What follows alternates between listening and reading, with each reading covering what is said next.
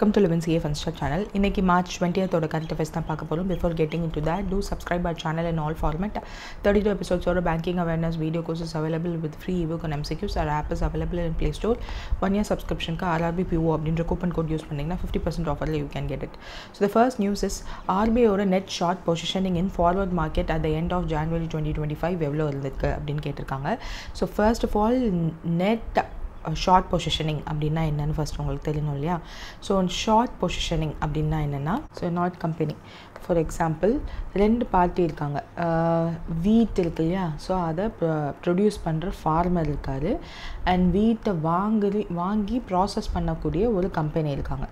So இந்த company என்ன பண்ணுறாங்க, வீட்டோட ரேட் வந்து அதிகமாகும், இந்த ராபி சீசன் வந்து சரியில்லை அப்படின்னு யோசிக்கிறாங்கன்னு வச்சுக்கோங்க. இந்த வீட் ஃபார்மர் கிட்ட போயிட்டு என்ன பண்ணுறாங்க, சரி வீட்டோட ரேட் வந்து கூடும்னு அவங்களுக்கு தோணுது அப்படின்னு வச்சுப்போம் இந்த கம்பெனிக்கு. So they will go farmers கிட்ட போயிட்டு, இன்னும் எனக்கு 3 months கழிச்சு தானே நீங்கள் அறுவடை பண்ணுவீங்க, ஸோ 3 months கழிச்சு, so they are fixing the date. 3 months கழிச்சு ஒரு டேட் ஃபிக்ஸ் பண்ணுவாங்க, ப்ரைஸ் ஃபிக்ஸ் பண்ணுவாங்க. ஸோ ஒரு குவிண்டாலோட ரேட் என்ன, ஃபார் எக்ஸாம்பிள் 3000 வந்து ஃபிக்ஸ் பண்ணுறாங்கன்னு வச்சுப்போம் குவிண்டாலோட rate. So they are fixing the rate also. So இது ரெண்டையுமே ஃபிக்ஸ் பண்ணிவிட்டு கான்ட்ராக்ட் வந்து சைன் பண்ணிடுவாங்க. ஸோ ஃபார்வேர்டு, இந்த ஃபார்வேர்டுன்னு இருக்கு இல்லையா, ஸோ ஃபார்வேர்ட்னால் என்னென்னா முன்னாடியே, ஸோ ஃப்யூச்சரில் நடக்க போகிறதுக்கு ஃபார்வர்ட் மார்க்கெட் இந்த சென்ஸ் முன்னாடியே வந்து தே ஆர் கான்ட்ராக்ட் சைன் பண்ணுறாங்க. ஸோ அந்த கான்ட்ராக்டில் என்ன சொல்லிடுவாங்க, எவ்வளோ அமௌண்ட்டு கொடுக்கணுன்றதும் தே வில் ஃபிக்ஸ். ஸோ எவ்வளோ அமௌண்ட் ஆஃப் வீட், ஸோ எவ்வளோ அமௌண்ட் ஆஃப் வீட் கொடுக்கணும், எவ்வளோ ப்ரைஸில் கொடுக்கணும், என்னைக்கு கொடுக்கணுன்றதை ஃபிக்ஸ் பண்ணி கான்ட்ராக்ட் சைன் பண்ணுவாங்க. ஃபார்வர்ட் மார்க்கெட்டில் there is an application for both of the party. So ரெண்டு பார்ட்டிக்குமே வந்து ஆப்ளிகேஷன் இருக்குது. ஆப்ளிகேஷன் இன் த சென்ஸ், இந்த கான்ட்ராக்டை கண்டிப்பாக தே ஹாவ் டு, இந்த கான்ட்ராக்டில் என்ன சொல்லியிருக்காங்களோ அதை படி அவங்க நடந்து தான் ஆகணும். They don't have any other option. So இப்போ ஒருவேளை இந்த 3000 குவிண்டால்ன்றது வந்து what this company might think, இந்த கம்பெனி என்ன நினச்சிருப்பாங்கன்னா, இதை விட கூடும்னு நினச்சி தான் 3000 ஃபிக்ஸ் பண்ணி வச்சுருப்பாங்க. தேர் மைட் பி 3000க்கு மேலே போயிருக்கலாம். 3000க்கு மேலே இந்த கரண்ட்டாக அந்த 3 மாதம் கழித்து 3000க்கு மேலே இந்த ப்ரைஸ் இருந்தாலும் the farmer has to sell at 3000 only because அவங்க கான்ட்ராக்ட் சைன் பண்ணிட்டதுனால. ஒருவேளை 3000க்கு கீழே இருந்துச்சுனாலும் they have to do. So அப்போ ஃபார்மருக்கு வந்து it is a profit. So 3000க்கு மேலே போயிருந்தால் கம்பெனிக்கு ப்ராஃபிட், 3000 கீழே போயிருந்தால் ஃபார்மருக்கு ப்ராஃபிட். பட் ரெண்டு பேருமே ஏன் இந்த அன்சர்டனிட்டியில இந்த ஒரு கான்ட்ராக்ட் சைன் பண்ணுறாங்க அப்படின்னா, பேஸ்ட் ஆன் அவங்களுக்கு ஃபார்மருக்கு என்னென்னா, ஃப்யூச்சரில் எனக்கு மார்க்கெட் வேணும், ஒரு நல்ல கம்பெனிலேருந்து என்கிட்ட இருந்து நிறையா ப்ராடக்ட் பல்காக வாங்குறாங்கன்ற ஒரு இது இருக்கும். And farmer also has certain type of எம்எஸ்பிலாம் எவ்வளோ ஃபிக்ஸ் பண்ணுறாங்கன்றதை யோசிச்சு தான் இந்த கான்ட்ராக்ட்லாம் சைன் பண்ணுவாங்க. ஸோ சும்மா சைன் பண்ண மாட்டாங்க. ஸோ இது வந்து இந்த வீட்டுக்கு மட்டும்தான் அப்படின்னா இல்லை, கரன்சிக்கு இருக்குது, கமாடிட்டிக்கு இருக்குது. ஸோ கமாடிட்டி எல்லா கமாடிட்டியுமே இருக்குது, கார்ன் அந்த மாதிரி நிறைய commodities they use to do. So கரன்சிக்கும் இருக்குது அப்படின்னு நம்மளுக்கு தெரிஞ்சிருச்சுல. ஸோ ஆர்பிஐயே ஒரு கம்பெனி வச்சுப்போமே, அதனுடைய ப்ராடக்ட்ஸ் என்ன, கரன்சி தான். So rupee is the currency. So currency அப்போது அவங்க ஃபார்வர்ட் மார்க்கெட்டுக்குள்ளே வராங்கன்னா they will come based on currency. So short positioning forward மார்க்கெட்டில் அவங்க எடுத்திருக்கிறது வந்து யூஎஸ்டியை பொறுத்து தான் எடுத்திருக்காங்க. ஸோ ஏன் யூஎஸ்டி, அதாவது யூஎஸ் டாலர்ஸை பொறுத்து ஷார்ட் பொசிஷனிங் பண்ணியிருக்காங்க ஆர்பிஐ அப்படின்னா, that is to save the ருப்பியோட டிப்ரிசியேஷன். ருப்பி வந்து ரொம்ப அதிகமாக டிப்ரிசியேட் ஆகிட்டுருக்கு இல்லையா. ஸோ நம்ம என்ன தான் வந்து நம்ம வந்து மார்க்கெட் எக்கனாமி அப்படின்னு சொன்னாலும் ஆர்பிஐ வில் இன்டர்ஃபியர். ஸோ இந்த இன்டர்ஃபியரன்ஸ் வந்து நடந்திருக்கு. ஆர்பிஐ வந்து நம்மளோட ருப்பியை ஃப்ரீ ஃபால் ஆகாமல் தடுக்கிறதுக்கு இந்த ஒரு ப்ராசஸ் வந்து ஒன்று பண்ணியிருக்காங்க. தட் இஸ் ஃபார்வர்ட் மார்க்கெட்டில் யூஎஸ் டாலர் இருக்குது இல்லையா, ஸோ அதுக்கு அகேன்ஸ்டாக ஷார்ட் பொசிஷனிங் எடுத்துருந்துருக்காங்க, செல்லும் பண்ணியிருக்காங்க, பையும் பண்ணியிருந்திருக்காங்க. அதனால தான் நெட் ஷார்ட் பொசிஷனிங் அப்படின்னு இருக்குது. ஸோ January 2025 எண்டில் எவ்வளோ இருந்திருக்கு அப்படின்னா $77.5 billion they took the short positioning. So this is the net short positioning in the forward market. So ஜான்வரியில் எவ்வளோ இருந்திருக்கு 77.15 பில்லியன். ஸோ இது வந்து 67.9 பில்லியன் அப்படின்னு டிசம்பரில் இருந்ததை விட கூட. பிகாஸ் ருப்பியோட ஆஃப்டர் ஜான்வரியில் பார்த்தீங்கன்னா 20% 2% சம் பர்சன்டேஜ் கொடுத்துருப்பாங்க. ஸோ அந்தளவுக்கு வந்து rupee fell by 1.16% in January 2025. So அந்த 1% கம்மியாகிறதுனால என்ன பண்ணாங்கன்னா, okay let's do the interference அப்படின்னு சொல்லிட்டு ஆர்பிஐ வந்து இன்டர்ஃபியர் பண்ணியிருக்காங்க. Spot market intervention. இந்த ஃபார்வர்ட் மார்க்கெட்டில் கூட you have long time duration. So but இந்த ஸ்பாட் மார்க்கெட்டில் அப்படி இல்லை. Trade immediate delivery and payment வந்து நடக்கும். ஸோ கரண்ட் மார்க்கெட் ப்ரைஸில் என்ன இருக்கோ இமீடியட் டெலிவரி அண்ட் பேமெண்ட் நடக்கும். அதனால தான் இதுக்கு பேர் வந்து ஆன் ஸ்பாட் அப்படின்னு சொல்லுவாங்க, ஆன் த ஸ்பாட் மார்க்கெட் அப்படின்னு சொல்லுவாங்க. ஸோ செல்லர் வந்து கேஷை வந்து எக்ஸ்சேஞ்ச் பண்ணிப்பாங்க இமீடியட்டாக within a very short time frame. யூஸ்வலாக ஃபியூ டேஸ் தான் இருக்கும். அந்த டேஸ் வந்து நாட் ஃபிக்ஸ்டு. அந்த கான்ட்ராக்ட்குள்ளே வர ரெண்டு பார்ட்டியும் இருக்காங்களே அவங்க ஃபிக்ஸ் பண்ணிப்பாங்க. ஸோ இதுதான் வந்து ஸ்பாட் மார்க்கெட்லேயும் இன்டர்வென் பண்ணி யூஎஸ் டாலர்ஸ் அண்ட் ருப்பியையும் யூஎஸ் டாலரையும் வந்து ஸ்வாப் பண்ணியிருக்காங்க. ஐ மீன் ஸ்பாட் மார்க்கெட்டில் எக்ஸ்சேஞ்ச் பண்ணியிருந்திருக்காங்க. ஸோ அதில் வந்து டோட்டல் ஃபாரெக்ஸ் பர்ச்சேஸ் பண்ணது, அதாவது யூஎஸ்டி பர்ச்சேஸ் பண்ணது வந்து $49.1 பில்லியன். பட் எவ்வளோ சேல் பண்ணியிருக்காங்க அப்படின்னா $60.2 பில்லியன் சேல் பண்ணி, ஸோ நெட் சேல்ஸ் எவ்வளோ இருக்குதுன்னு கொடுத்துருக்காங்க. ஸோ தட் ருப்பியோட டிப்ரிசியேஷன் அந்த ஃபாலை வந்து கொஞ்சம் ஃப்ரீ ஃபாலை கண்ட்ரோல் பண்ணியிருக்காங்க. ஸோ அதுதான் அவங்க பண்ணியிருக்க இந்த ஒரு நெட் ஷார்ட் பொசிஷனிங்கோட final result. So foreign exchange equity outflow அதனுடைய லார்ஜ் வித்ட்ராவல் இந்தியன் மார்க்கெட்லேருந்து ஃபாரெக்ஸ் மேனேஜ்மெண்ட்டெல்லாம் வந்து தேவைப்படுது. Because we took out foreign equity outflow எல்லாத்தையும் அப்படின்றதுனால. அண்ட் யூஎஸோட எக்கனாமிக் பாலிசி தான் இம்பேக்ட் ஆகிருக்கு. யூஎஸோட fluctuation, US and dollar and rupee ஃப்ளக்சுவேஷனுக்கு காரணம் அதான் அப்படின்ற மாதிரி சொல்லியிருப்பாங்க. ஸோ இந்த இதில் ரியல் எஃபெக்டிவ் எக்ஸ்சேஞ்ச் ரேட் ஒரு கண்ட்ரியோட currency against weighted average of several other currencies இருக்கும். அந்த several other currency usually might be இந்த சைனீஸோட யுவான், யூஎஸ் டாலர்ஸ், ஜாப்பனீஸோட யென் அண்ட் ஆஸ்திரேலியன் டாலர், அந்த மாதிரி சில பேஸ்கெட் ஆஃப் கரன்சி இருக்கும். ஸோ அதோட கம்பேர் பண்ணி நம்ம கண்ட்ரியோட கரன்சி எப்படி இருக்குது, அதனுடைய வெயிட்டேஜ் ஆவரேஜ் வந்து எவ்வளோ இருக்குது. So this will be adjusted to அந்த டீஃப்ளேஷனுக்கு ஏற்ற மாதிரி they will adjust. Deflator in the sense deflator use பண்ணி அட்ஜஸ்ட் பண்ணுவாங்க. ஸோ அந்த டீஃப்ளேட்டர்னால் என்னென்னா ஒரு கண்ட்ரிலையும் என்ன மாதிரியான இன்ஃப்ளேஷன் இருக்குதுன்னு பார்ப்பாங்க. ஃபார் எக்ஸாம்பிள் யூஎஸோட டாலர், சைனாவோட ருப்பி, ஜெர்மனியோடது மூணையும் எடுத்துக்கிறோம். With respect to Indian trade பார்த்துக்கிறோம் அப்படின்னா இந்தியாவோட நாமினல் எக்ஸ்சேஞ்ச் ரேட் எவ்வளோ இருக்குதுன்னு பார்க்குறாங்க. வித் ரெஸ்பெக்ட் டு யூஎஸ்டி 80 ருபீஸ்க்கு பெர் யூஎஸ்டி இருக்குது அப்படின்னு வச்சுப்போமே.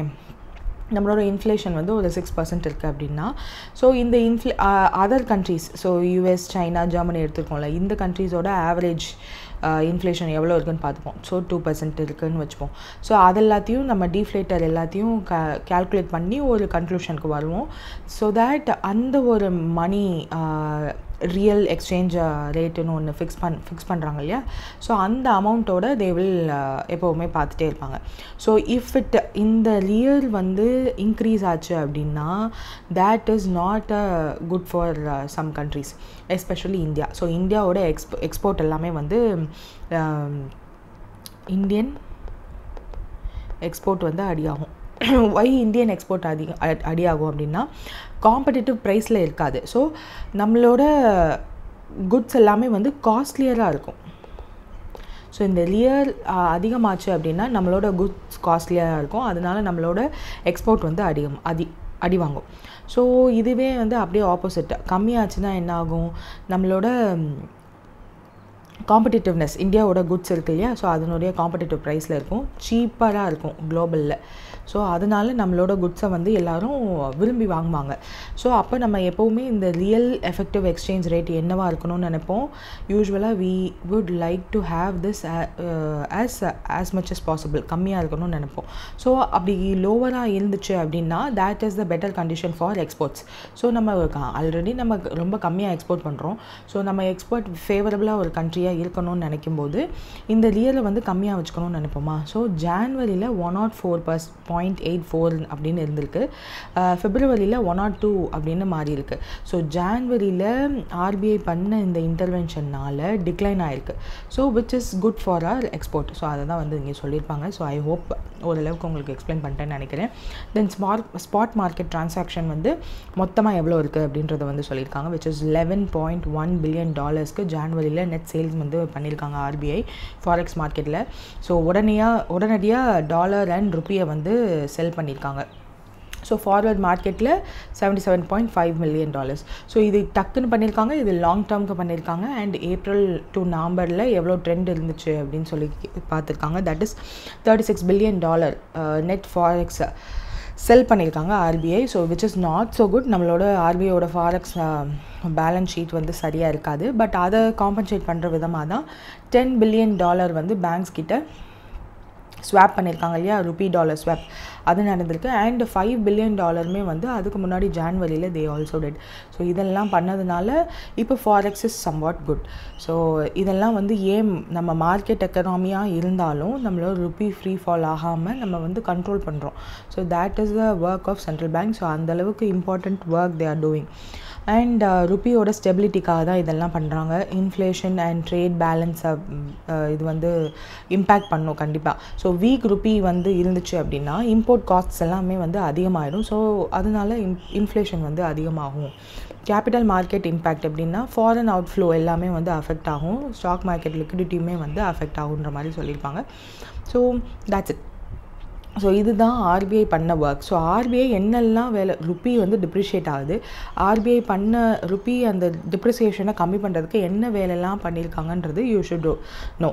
ஸோ ஓஎம்ஓ பர்ச்சேஸ் பண்ணாங்க, விஆர்ஆர் ஆப்ஷன்ஸ் பண்ணாங்க, then other one rupee dollar swap பண்ணாங்க. அண்ட் திஸ் ஒன் இது மட்டும் இல்லாமல் ஸ்டாக் மார்க்கெட்லேயுமே வந்து ஷார்ட் பொசிஷனிங்கும் எடுத்திருக்காங்க, ஸ்பாட் மார்க்கெட்லேயும் இன்வால்வ் ஆகிருக்காங்க. So these are the 4 things which was done by RBI to stabilize rupee. Okay, next வந்து ஆர்பிஐ ஒரு சர்வே வந்து பண்ணியிருக்காங்க. So that survey says that which country has become the Indiaவோட largest source of remittance in 2023-24 according to RBI survey அப்படின்னு. So US தான். So இதை வந்து கிளியராக explain பண்ணியிருப்பாங்க நம்மளோட பேமெண்ட் அண்ட் செட்டில்மெண்ட் ரிப்போர்ட்டில். ஸோ இந்த இதில் என்ன ஆயிருக்கும் அப்படின்னா கிராஸ் பார்டர் பேமெண்ட்ஸ் அப்படின்னு சொல்லிட்டு இன்வர்ட் அண்ட் அவுட்வர்ட் ரெமிட்டன்ஸில் கிளியராக அங்கே அப்போவே வந்து இதில் வந்து கேலண்டர் இயர் தான் கன்சிடர் பண்ணியிருப்பாங்க. ஸோ நீங்கள் பார்த்தீங்கனாலே தெரியும், கேலண்டர் இயர் 2024, அதாவது ஜான்வரி 2024 டிசம்பர் 2024 வரையும். பட் இங்கே கொடுத்துருக்கிறது என்னது, this was the financial year March of 2023 to April of 2024. But இதுலேயே வந்து நம்மளுக்கு யூஎஸ் தான் கன்சிஸ்டண்ட்டாக லீடிங் குளோபல் ரெமிட்டன்ஸ் அவுட்ஃப்ளோவாக இருந்திருக்கு. $93 billion வந்து 2023 கேலண்டர் இயரில் மட்டும் சென்ட் பண்ணியிருக்காங்க. அதுக்கப்புறம் சவுதி அரேபியா, ஸ்விட்சர்லாண்ட் அது ரெண்டுமே வந்து $38 billion. Then UAE also ranks the first அப்படின்னு சொல்லிட்டு இந்த ஒரு டேப்லெட் காலமே கொடுத்துருப்பாங்க. ஸோ இதில் வந்து பார்க்கும்போது நம்ம 2024 மட்டும் எடுத்துப்போமே, திஸ் இஸ் ஈன்னு கொடுத்துருக்குது, which is not estimated of the year.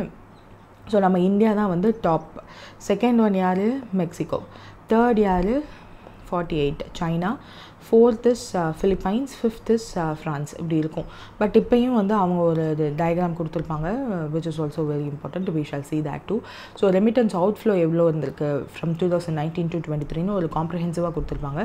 அதில் Germany, Saudi Arabia, Switzerland, UAE, USA வந்து கம்பேர் பண்ணும்போது 2023 பார்த்தீங்கன்னா இந்தியா, யூஎஸ்க்கு மட்டும்தான் இந்தியாவிலேருந்து அதிகமான அவுட்ஃப்ளோ வந்திருக்கு, யூஎஸ்லேருந்து இந்தியாவுக்கு வந்திருக்கு. ஸோ திஸ் இண்டிகேட்ஸ் இதுக்கு முன்னாடி ஃபியூ இயர்ஸ் பேக்கெல்லாம் நீங்கள் பார்த்தீங்கன்னா தேர் இஸ் UAEலேருந்தும் சவுதி அரேபியாவிலேருந்தும் இட் கான்ஸ்டிடியூட்ஸ். ஃபார் எக்ஸாம்பிள் இப்போ UAEயில் இருக்குது 52, சவுதி அரேபியா 31. ஸோ இதுவே வந்து இட் இஸ் கோயிங் அபவ் 80% இல்லையா. ஸோ அந்த மாதிரி 80% of people were doing blue collar jobs in UAE and Saudi Arabia. So அந்த மாதிரி இல்லாமல் கொஞ்சம் கொஞ்சமாக நம்மளோட ரெமிட்டன்சஸ் வந்து 2019 இதுக்கு முன்னாடி இன்னும் நிறையா UAE சவுதி அரேபியா அந்த மாதிரி மிடில் ஈஸ்ட் கண்ட்ரீஸ்லேருந்து தான் அதிகமான ரெமிட்டன்சஸ் வந்துட்டு இருந்துச்சு because of people doing blue collar jobs there. இன்னமும் பண்ணிட்டு தான் இருக்காங்க, அங்கே போகிறாங்க. உங்களுக்கே தெரிஞ்சு 1-2 பேர் போவாங்க அப்படின்னு யூ மைட் நோ. ஸோ அது வந்து ஸ்லோவாக த ட்ரெண்ட் இஸ் சேஞ்சிங். ஸோ அது வந்து இப்போது இங்கே பாருங்களேன், இங்கேருந்து இங்கே பார்க்கும்போது 38 தான் இருக்குது பார்த்தீங்களா. So it is slowly reducing and யூஎஸோட கான்ட்ரிபியூஷன் இஸ் மோர். ஸோ அப்படின்னா என்ன, யூஎஸ்க்கு மோஸ்ட்லி எஜுகேட்டட் பீப்புள் தானே போவாங்க. ஸோ ஒயிட் காலர் ஜாப்ஸ் பண்ணுறதுக்கு தான் யூஸ்வலாக people will go. So this indicates India is in good position. நம்மளோட எஜுகேஷன் நல்லா இருக்குது. யூஎஸ் மாதிரி கண்ட்ரீஸில் ஃபினான்ஸ், பேங்கிங் அண்ட் ஐடி சர்வீசஸ்க்கெலாம் ஒர்க் பண்ணுறதுக்காக போகிறாங்க அப்படின்றத வந்து இதில் கிளியராக காட்டியிருந்தாங்க. சவுத் ஏஷியாவில் உள்ள cost of remittance also important. So வெளிநாட்டிலேருந்து அவங்க ஒரு டாலரில் ருப்பிக்கு அனுப்புகிறாங்க அப்படின்னா அந்த காஸ்ட் ஆஃப் எக்ஸ்சேஞ்ச் இருக்குது இல்லையா, ஸோ அதுவும் வந்து இம்பார்ட்டண்ட். இந்தியா தான் இருக்கிறதுலையே லோவஸ்ட் காஸ்ட் ஆஃப் எக்ஸ்சேஞ்ச் வச்சுருக்க ஒரு கண்ட்ரி. ஸோ நம்ம இந்த இது சொல்லியிருந்தாங்களா, வி ஹாவ் இந்த 5.8% வந்து ஆவரேஜ், குளோபல் ஆவரேஜ். சவுத் ஏஷியாவோட ஆவரேஜ், குளோபல் ஆவரேஜ் வந்து 6.4. ஸோ சவுத் ஏஷியாவோடது 5.8%, குளோபல் ஆவரேஜே 6.8 தான். சவுத் ஏஷியாவில் கம்மியாக தான் இருக்குது. அதில் SDG டார்கெட்டுமே இருக்குது 3%குள்ளே இருக்கணும்னு. What India is having is lower than everything. So for example Malaysia to India நீங்கள் அனுப்பணும் அப்படின்னா 2.2% தான் எக்ஸ்சேஞ்ச் ரேட்டே. அந்த இதில் SDG மார்க்கெலாம் வந்து நம்ம கம்மியாக தான் வச்சுருக்கோம். ஸோ UAE டு பங்களாதேஷ்னால் இருக்கிறதுலே வேர்ல்ட்லே ஹையஸ்ட் பிகாஸ் 13.6% வந்து எக்ஸ்சேஞ்ச் காஸ்ட் இருக்குது. ஸோ விட் இஸ் சஸ்டைனபிள் 5% காஸ்ட்டை விட அதிகம் அண்ட் SDG காஸ்ட் விடையும் அதிகம். ஸோ இதை தான் வந்து ஃப்ரம் G20 கண்ட்ரீஸில் average cost of remitting from G20 countries. So அதில் பார்க்கும்போது South Africa has the highest one, then Japan and Brazil third பொசிஷனில் இருக்குது. அதுக்கப்புறம் இது எல்லாமே வந்து நார்மல். தென் to G20 அதாவது average cost of remitting to G20 countries by country அப்படின்னு சொல்லி கொடுத்துருக்காங்க. அதுலேயுமே வந்து சவுத் ஆஃப்ரிக்கா ஹையஸ்ட், செகண்ட் வந்து சைனா அண்ட் பிரேசில். ஸோ இதில் வந்து இந்தியாவுக்கு ஓவராலாக there is a gradual decrease in the cost of sending remittances except Singapore to India corridor because அங்கே வந்து டவுன்வர்ட் டைரக்ட் இருக்குது அப்படின்னு சொல்லியிருப்பாங்க. ஸோ இப்போ நம்ம கொடுத்ததில் இன்றைக்கி நம்ம பார்க்க போகிறோம் இல்லையா, ஸோ இதில் வந்து தெளிவாகவே அவங்க கொடுத்துருவாங்க that how it will be அப்படின்னு சொல்லிட்டு. ஸோ இந்த ஆர்பிஐயோட so it is a 6th round of இந்தியாவோட ரெமிட்டன்ஸ் ரிலேட்டடாக சர்வே வந்து பண்ணுறாங்க. ஸோ அந்த சர்வேயோட this is the thing. Topic என்ன, changing dynamics of Indian remittance insights from the 6th round of Indian remittance survey. யாரெல்லாம் பண்ணியிருக்காங்க அப்படின்றது கொடுத்துருக்காங்க. திரேந்திர கஜ்பியா, சுஜாதா, ஆலிஸ் ஜார்ஜ், ஓம்கர் விஹேங்கர், யூஷ்ரேஷ், சித்தின் பேபி அப்படின்னு சொல்லிட்டு யாரெல்லாம் பண்ணியிருக்காங்கன்றது கொடுத்துருக்காங்க. ஸோ இங்கே வந்து ஓவரால் இந்த இட்டாலிக்ஸில் இருக்கு இல்லையா, ஸோ இதுதான் மொத்த ஃபைண்டிங்ஸே. என்னது, ஃபர்ஸ்ட் பாயிண்ட் இஸ் அட்வான்ஸ்ட் எக்கனாமிக்ஸ்லேருந்து இந்தியாவுக்கு வர ரெமிட்டன்ஸ் வந்து அதிகமாக இருக்குது. This has surpassed the gulf country எக்கனாமிக்ஸ்லேருந்து வர ஷேர் ஆஃப் ரெமிட்டன்ஸ் இருக்கு இல்லையா, ஸோ இதை விட அதிகமாக இருக்குது. So this is reflecting the shift of migration patterns towards skilled Indian labour diaspora. So Indian diaspora skilled லேபராக மாறிட்டு இருக்கான்றத ஃபர்ஸ்ட் பாயிண்ட் காமிச்சிட்டாங்க. த செகண்ட் ஒன் இஸ் எந்த ஸ்டேட்லேருந்து டாமினன்ட் ரெசிபியன்ட் இருக்காங்க அப்படின்னு காமிச்சிருக்காங்க. First is Maharashtra, second Kerala, third is Tamil Nadu. And third one is cost of sending remittance. இந்தியாவில் தான் லோவராக இருக்குது, குளோபல் ஆவரேஜ் காஸ்ட்டை விட லோவராக இருக்குது. ஸோ டிஜிட்டலைசேஷனால் தான் இது நடந்திருக்கு அப்படின்னு சொல்லியிருப்பாங்க. So which is driven by digitalisation. But SDG target 3% இருக்கு இல்லையா, ஸோ அதை விட அதிகமாக இருக்குதுன்னு சொல்லியிருப்பாங்க. So this is the third point. Fourth point என்னென்னா, fintech companies offer affordable cross border remittance. So இந்தியாவில் ஃபின்டெக் கம்பெனிஸ் அதிகம் இருக்குது அப்படின்றதுனால they are tying up with the other countries cross border ரெமிட்டன்ஸ்க்காக they are tying up. And அதனால் the competition அதிகமாகி த remittance service providers வந்து அதிகமானதுனால the cost of exchange வந்து கம்மியாக இருக்குது. அதனால தான் இந்த ரெமிட்டன்ஸ் காஸ்ட் வந்து அதிகமாக இருக்குது. ரெமிட்டன்ஸ் வந்து இன்னும் நல்லா நம்மளுக்கு வந்திருக்கு அப்படின்றத சொல்லியிருப்பாங்க. So 4 point. ஃபர்ஸ்ட் பாயிண்ட் என்ன, அட்வான்ஸ்ட் எக்கனாமிஸ்லேருந்து இந்தியாவுக்குள்ளே வர inward remittance has risen. Gulf எக்கனாமிஸ்லேருந்து வரதை விட சர்பாஸ் ஆகிருக்கு. This is showing the skilled Indian diaspora. Third வந்து மகாராஷ்டிரா ஃபர்ஸ்ட், செகண்ட் வந்து மகாராஷ்டிரா ஃபர்ஸ்ட்டு, கேரளா, தமிழ்நாடு, இந்த 3 ஸ்டேட் தான் வந்து ஹையஸ்ட்டு ரெசிபியன்ட் ஆஃப் ரெமிட்டன்ஸ் அப்படின்னு சொல்லியிருப்பாங்க. Then cost of sending remittance வந்து குளோபல் ஆவரேஜை விட இந்தியாவில் கம்மியாக இருக்குது. But still we didn't achieve the SDGயோட 3% டார்கெட் ஃபார் $200. அது என்னென்னு எக்ஸ்பிளைன் பண்ணுறேன். ஃபின்டெக் கம்பெனிஸோட ஃபோர்த் ஒன் இஸ் ஃபின்டெக் கம்பெனிஸோட காம்படேட்டிவ்னஸ்னால கிராஸ் பார்டர் ரெமிட்டன்ஸ் வந்து நம்மளுக்கு சர்வீசஸ் ஈஸியாக கிடைக்குதுன்றது சொல்லியிருப்பாங்க.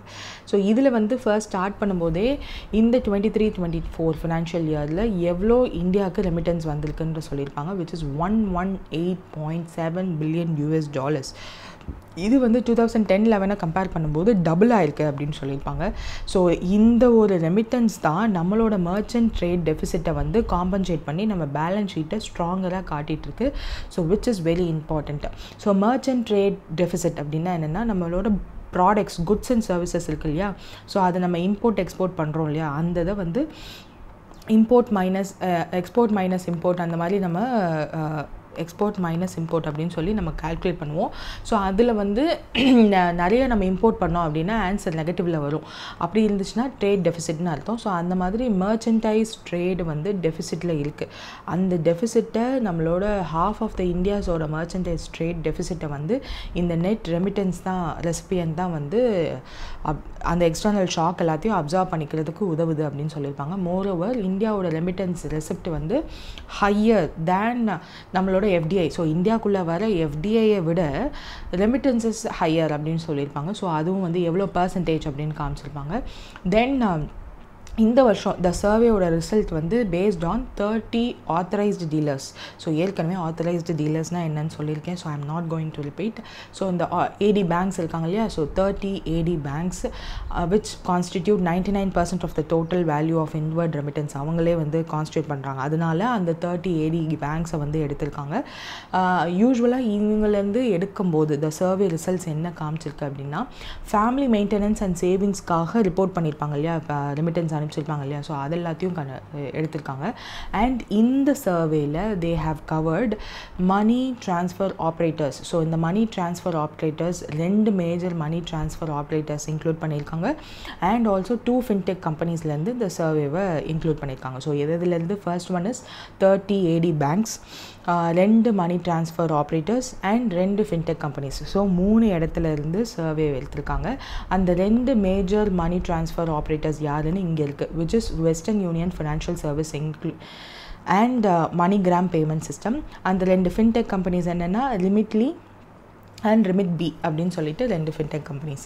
ஸோ இந்த survey is very important because இந்த சர்வேல ப்ரீவியஸ் ரவுண்ட்ஸ் ஆஃப் சர்வேயை விட சர்டன் இம்ப்ரூவ்மெண்ட்ஸ் வந்து பண்ணியிருக்காங்க. என்ன இம்ப்ரூவ்மெண்ட்ஸ் அப்படின்னா 4-5 இம்ப்ரூவ்மெண்ட்ஸ் பண்ணியிருக்காங்க. So the first improvement is expanding the coverage of source countries.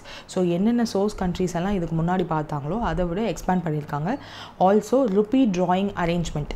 So இந்த ருப்பி ட்ராயிங் அரேஞ்ச்மெண்ட்னா என்னென்னா, classifying the coverage of rupee drawing agreement into exchange houses, MTOs and infix. So rupee drawing arrangement na onnum illa, it will act as a channel. idha vandu matta country la irundhu nama cross border transaction remittance varudhu illaya, overseas jurisdiction illaya, so idu da and channel ah irukum. But இந்த arrangement mari இந்த channel valiya namalukku thirumba varudhu illaya amount ella FATF அப்படினு ஒன்னு இருக்கும். So financial action task force அப்படின்னு சொல்லிட்டு, so அவங்க தான் யூஸ்வலாக பாகிஸ்தானெல்லாம் வந்து கிரே லிஸ்ட்டில் போட்டு வச்சுருப்பாங்க. ஸோ அந்த மாதிரி கிரே லிஸ்ட்லேயோ இல்லை பிளாக் லிஸ்ட்டில் இருக்க கண்ட்ரீஸ்லேருந்து இந்த ஒரு அமௌண்ட்டும் வந்துடக்கூடாது அப்படின்றத வந்து மெயின்டைன் பண்ணுவாங்க. ஸோ அந்த மாதிரி அந்த rupee drawing arrangement into exchange houses and MTOs, fintechs இது எல்லாத்தையும் கிளாஸிஃபை பண்ணி தான் எடுத்திருக்காங்க. Then expanding the range of number of remittance size bracket. So size ப்ராக்கெட்டை, நம்பர் ஆஃப் ரெமிட்டன்ஸ் சைஸ் ப்ராக்கெட்டை வந்து எக்ஸ்பேண்ட் பண்ணியிருக்காங்க. அண்ட் த ஃபிஃப்த் ஒன், அதில் வந்து என்ன கவர் பண்ணியிருப்பாங்கன்னா, அந்த எக்ஸ்பேண்ட் பண்ணாங்க இல்லையா, அதில் வந்து டிஜிட்டல் ட்ரான்ஸ்ஃபர்ஸ் அண்டர் MTOஸை வந்து cash covering and digital transfer ரெண்டையுமே வந்து எக்ஸ்பேண்ட் பண்ணியிருப்பாங்க. சம்திங் டூ லெண்டிங் ஃபின்டெக் கம்பெனிஸையும் வந்து இன்க்ளூட் பண்ணியிருக்காங்க கிராஸ் பார்டர் ரெமிட்டன்ஸ் சர்வீசஸை ஆக்சஸ் பண்ணுறதுக்கு அப்படி சொல்லிட்டு. ஸோ இந்த 6th ரவுண்டில் இந்த 5 இம்பார்ட்டன்ட் சேஞ்சஸ் பண்ணதுனால which is very important. And இந்த குளோபல் இன்வர்ட் ரெமிட்டன்ஸை பற்றி IMF 2009 என்ன சொல்லியிருக்காங்கன்னா 2 ஐட்டம்ஸ் சொல்லியிருப்பாங்க. தட் இஸ் எக்கனாமியோட balance of payment statistics related to remittance என்னென்னா compensation of employees under primary income account, இது வேண்டாம். ஓகே, ஸோ இதெல்லாம் வந்து important, but I am not going to give much importance to this because இதுவே வந்து time எடுத்துரும். World remittance first எப்படி இருக்குது அப்படின்னு ஃபர்ஸ்ட் ஆரம்பிப்பாங்க. எப்போவுமே அந்த ரிப்போர்ட் வந்து வேர்ல்டு எப்படி இருக்குது, அதுக்கப்புறம் இந்தியா எப்படி இருக்குது அப்படின்னு பார்ப்பாங்க. ஸோ வேர்ல்டு ரெமிட்டன்ஸ்ன்னு பார்க்கும்போது $905 பில்லியன் வந்து ரெமிட்டன்ஸ் வந்து வந்திருக்கு ஆன் த ஹோல் வேர்ல்டு ஃபுல்லாக. அதில் லோ அண்ட் மிடில் இன்கம் கண்ட்ரீஸில் மட்டும் 75% ஆஃப் த 905 பில்லியன் வந்து எடுத்திருக்காங்க. So which means low and middle income கண்ட்ரீஸில் இருக்க people they are migrating to the advanced economies and they are bringing back the remittance to their respective countries. So since 2008 we do have India தான் வந்து ரெமிட்டன்ஸில் dominate பண்ணிகிட்ருக்கோம். So எப்போலேருந்து அப்படின்னு கேட்டாங்கன்னா 2008 so 2008 we are அந்த financial crisis வந்தது தான் 2008. So அந்த financial crisis ஞாபகம் வச்சுக்கோங்க. அதுக்கப்புறத்துலேருந்து Indians have started migrating and remittance அதிகமாக அனுப்ப ஆரம்பிச்சிட்டாங்கன்றது ஞாபகம் வச்சுக்கோங்க. ஸோ 2001 11% தான் இருந்தது வேர்ல்டு ரெமிட்டன்ஸ். அதாவது வேர்ல்டு ரெமிட்டன்ஸில் நம்மளோட ஷேர் இந்தியன்ஸோட ஷேர் இப்போ 14% ஆஃப் த வேர்ல்டு ரெமிட்டன்ஸோட ஷேர் நம்மக்கிட்ட தான் இருக்குது. Going forward remittance to India R likely to remain elevated அப்படின்னு சொல்லி 2029 எவ்வளோ நம்மளோட ரெமிட்டன்ஸ் இருக்கும் அப்படின்றத ப்ரொஜெக்ட் பண்ணியிருக்காங்க RBIA. $160 பில்லியன் வந்து நம்ம ரீச் பண்ணுவோம் அப்படின்றத சொல்லியிருக்காங்க. ஸோ இப்போ எவ்வளோ அப்படின்றத இங்கே பார்த்தோம்ல 118.7. அப்போ இது எவ்வளோ ஆகும் 160 2029 மாறும் அப்படின்னு சொல்லியிருக்காங்க. அதர் மேஜர் ரெசிபியன்ஸ் யாருன்னு சொல்லியிருக்காங்க. ஸோ இந்த டேப்லெட் காலம் ஒரு இந்த கிராஃப் பார்த்தாலே உங்களுக்கு தெரிஞ்சிடும். ஸோ சி த இந்தியா பக்கத்தில் கூட யாரும் இல்லை. ஸோ இந்த செகண்ட் பிளேஸில் இருக்கிறது Mexico, third China, fourth is Philippines, France, Pakistan, Bangladesh, Germany. So இது பார்த்தீங்கனாலே this is the estimated one for 2024. So next வந்து இந்தியாவோட இன்டர்நேஷ்னல் மைக்ரன்ஸை வந்து ட்ரிபிள் ஆகிருக்கு ஃப்ரம் 1990s 2024. ஸோ அது வந்து சொல்லியிருப்பாங்க. ஸோ அதுக்கப்புறம் கல்ஃப் கோஆப்ரேஷனில் எவ்வளோ போயிருக்காங்க, எவ்வளோ பேர் இருக்காங்க, அந்த மாதிரி எல்லாம் இருக்கும். But that is not very important. இந்தியாவோட ரெமிட்டன்ஸு, இந்த ரெமிட்டன்ஸ் நம்ம வாங்குகிறோம்ல, ஸோ 118 பில்லியன் வாங்கியிருக்கோம். இப்போ அது வந்து எவ்வளோ பெர்சன்டேஜ் ஆஃப் அவர் ஜிடிபி அப்படின்னு கேட்டாங்க அப்படின்னா 3% ஆஃப் அவர் ஜிடிபி சின்ஸ் 2000 இந்தியாவோட ரெமிட்டன்சஸ் வந்து ஜிடிபியில் எவ்வளோ பர்சன்டேஜ் இருக்குது 3% இருக்குது சின்ஸ் 2000 ஸோ சைனாவோடது இது கம்மியாக இருக்குது. ஸோ அதை வந்து இந்த ஒரு இன்வர்ட் ரெமிட்டன்ஸ் மேஜர் கண்ட்ரிஸ்ன்னு இருக்கா. ஸோ இதில் வந்து காட்டியிருப்பாங்க. ஸோ இதில் ஃபிலிப்பைன்ஸ் வந்து 8.9% ஆஃப் தேர் கண்ட்ரியோட ஜிடிபியே வந்து இதில் தான் நம்பியிருக்காங்க. ஸோ இந்த செகண்ட் பிளேஸ் வந்து 3.7%. மெக்சிகோ வந்து அவங்க இருக்காங்க. ஸோ நம்மது வந்து மோர் ஆர் லெஸ் 2க்கு போகலை இன்னமும். C2க்கு இது வரையும் போனதில்லை. we are hovering around 3 to 4% of the GDP வந்து டிபெண்ட்ஸ் ஆன் இன்வர்ட் ரெமிட்டன்ஸை பேஸ் பண்ணி தான் இருக்குது. ஸோ என்னென்ன கண்ட்ரீஸ் அப்படின்றத கலர் கோட் பண்ணியிருக்காங்க. மேஜராக இருக்கிற கண்ட்ரீஸ் லைக் அந்த கல்ஃப் கண்ட்ரீஸ் இருக்கு இல்லையா, UAE, Kuwait, Oman, Qatar, Saudi Arabia. So இந்த கண்ட்ரீஸ்லேருந்து தான் மேஜர் ஷேர் இருந்துச்சு. Now USA is taking advantage of it. I mean அவங்க தான் வந்து இப்போது அதிகமாக இருக்காங்க அப்படின்றத வந்து ஞாபகம் வச்சுக்கோங்க. தென் ஃபீஸ், அதுக்கப்புறம் ஃபீஸ்க்கு வந்துடலாம். 2 elements of the cost of remittance என்னதுன்னா fees charge at any stage of transaction ஒன்று, அதுக்கப்புறம் எக்ஸ்சேஞ்ச் ரேட். ஸோ அனுப்பணும்னு ஒருத்தவங்க வெளிநாட்டில் இருக்காங்க, they are trying to send their money to their family for their maintenance அப்படின்னா அந்த அனுப்புறதுக்கே சார்ஜ் வரலாம் அண்ட் எக்ஸ்சேஞ்ச் ரேட் கன்வர்ஷனும் வரலாம். ஸோ இது ரெண்டையுமே வந்து கன்சிடர் பண்ணிவிட்டு தே ஹாவ் டு ரெடியூஸ் அப்படின்னு வந்து வேர்ல்டு பேங்க் அண்ட் BIS 2007 சொல்லியிருப்பாங்க. ஸோ லார்ஜ்லி ஃபேமிலி மெயின்டெனன்ஸ்க்காக தான் அவங்களே பாவம் அனுப்புவாங்க.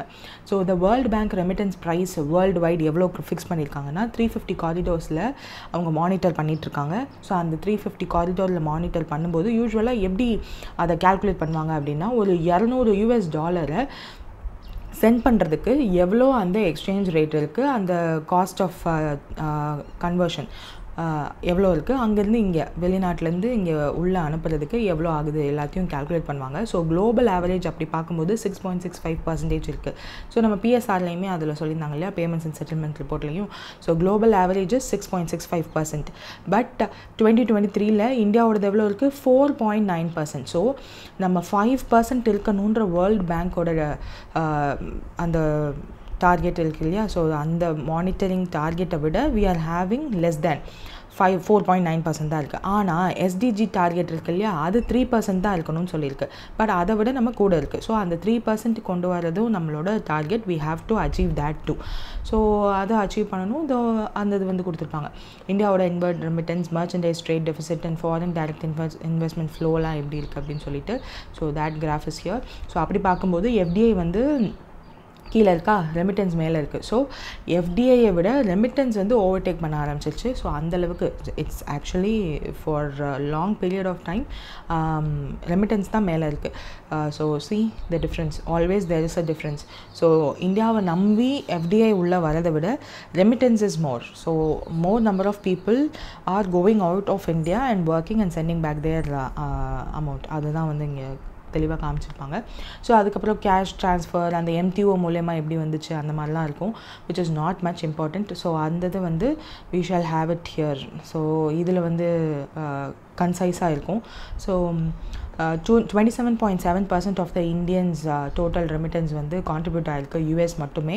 UAE second largest contributor and other countries like UK, Singapore, Canada and ஆஸ்திரேலியாலாம் வந்து 50% ஆஃப் த டோட்டல் இன்ஃப்ளோ வந்திருக்கும். GC global capability centres. So இந்த இது வந்து மல்டிநேஷ்னல் கார்ப்பரேஷன்ஸ் யூஸ்வலாக நம்ம கண்ட்ரியில் அவங்களோட டெக்னாலஜி, டேலண்ட் அண்ட் இன்னோவேஷனுக்காக ஒரு கேப்பபிலிட்டி சென்டர்ஸ் வந்து ஆப்ரேஷனல் பண்ணுவாங்க. ஸோ யூஸ்வலாக இது வந்து நம்மளோட பட்ஜெட்டில் கூட நேஷ்னல் ஃப்ரேம் ஒர்க் ஃபார் ஜிசிசிஸ்ன்னு சொல்லி ஆரம்பித்தாங்க. இதுதான் national framework for GCCs. So tier 2 சிட்டிஸ்லையும் நம்ம வந்து இதை கொண்டு வரணும் அப்படின்னு சொல்லிட்டு. ஏன்னா இந்தியாவில் most of the GCCs are in Bengaluru, அதுக்கப்புறம் பார்த்தா ஹைதராபாத்தில் தான் இருக்குது. அதுக்கப்புறம் if so it is in I think in Maharashtra. அப்புறம் பார்த்தா மும்பையில் இருக்குது. ஸோ அதுக்கப்புறம் NCR, national capital region Delhi இருக்கு இல்லையா, ஸோ அதை என்சிஆர்னு ஒரு டெல்லி கொஞ்சோன்னு தான், பட் என்சிஆர்னு ஒரு பர்டிகுலர் பிளேஸ் ஒரு ஃபிக்ஸ் பண்ணியிருப்பாங்க இல்லையா, ஸோ அது எல்லாம். ஸோ பெங்களூரில் மட்டுமே 870 ஜிசிசிஸ் இருக்குது. அதுக்கப்புறம் ஹைதராபாத்தில் 550 ஜிசிசிஸ். ஸோ இப்படி ஒரே இடத்துல கிளஸ்டர் ஆகக்கூடாது, டயர் 2 சிட்டிஸ்லையும் இருக்கணும் அப்படின்னு சொல்லிட்டு டயர் 2 அண்ட் டயர் 3 சிட்டிஸில் $110 billion வந்து ஜிசிசி மார்க்கெட் வந்து ரீச் ஆகும் பை 2030. ஸோ அந்தளவுக்கு கேப்பபிலிட்டி உள்ள இந்த ஜிசிசிஸை எக்ஸ்பேண்ட் பண்ணணும் அப்படின்னு சொல்லிட்டு தே ஆர் பிளானிங். இப்போ வந்து 1700 ஜிசிசிஸ் இன் இந்தியா இருக்குது 2024 படி. இதை 2030க்குள்ளே 2100 GCCs which will generate $110 billion revenue அப்படின்னு சொல்லியிருக்காங்க.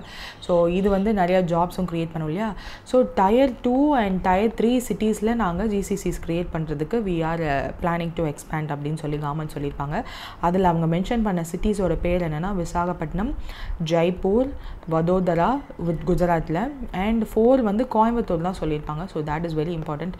தமிழ்நாட்டிலேருந்து ஒரு பேர் இருக்குது அப்படின்னா தட் இஸ் கோயம்புத்தூர். ஸோ அந்த மாதிரி அந்த ஜிசிசிஸோட கான்ட்ரிபியூஷன் வந்து ட்ராப் ஆகிருக்கு அப்படின்றத சொல்லியிருப்பாங்க. லைக் மெம்பர் கண்ட்ரீஸ் வந்து யாரெல்லாம் மெம்பர் கண்ட்ரீஸ்னால் UAE, Saudi Arabia, Kuwait. GCCs engage in CSR இனிஷியேட்டிவ்லையும் வந்து தே வில் என்கேஜ். ஸோ ஒருவேளை நம்ம வந்து எஜுகேஷன், ஹெல்த் கேர் ஏதாவது ப்ரொமோட் பண்ணணுன்னாலும் they will involve in that too. So இதை பற்றி சொல்லியிருக்காங்களா. தென் யூஏஇ வந்து still host the largest number of Indians blue collar workers in construction, hospitality and health care. அங்கே இன்னும் அதிகமான கன்ஸ்ட்ரக்ஷன்ஸ் பண்ணிக்கிட்டே தான் இருக்காங்க.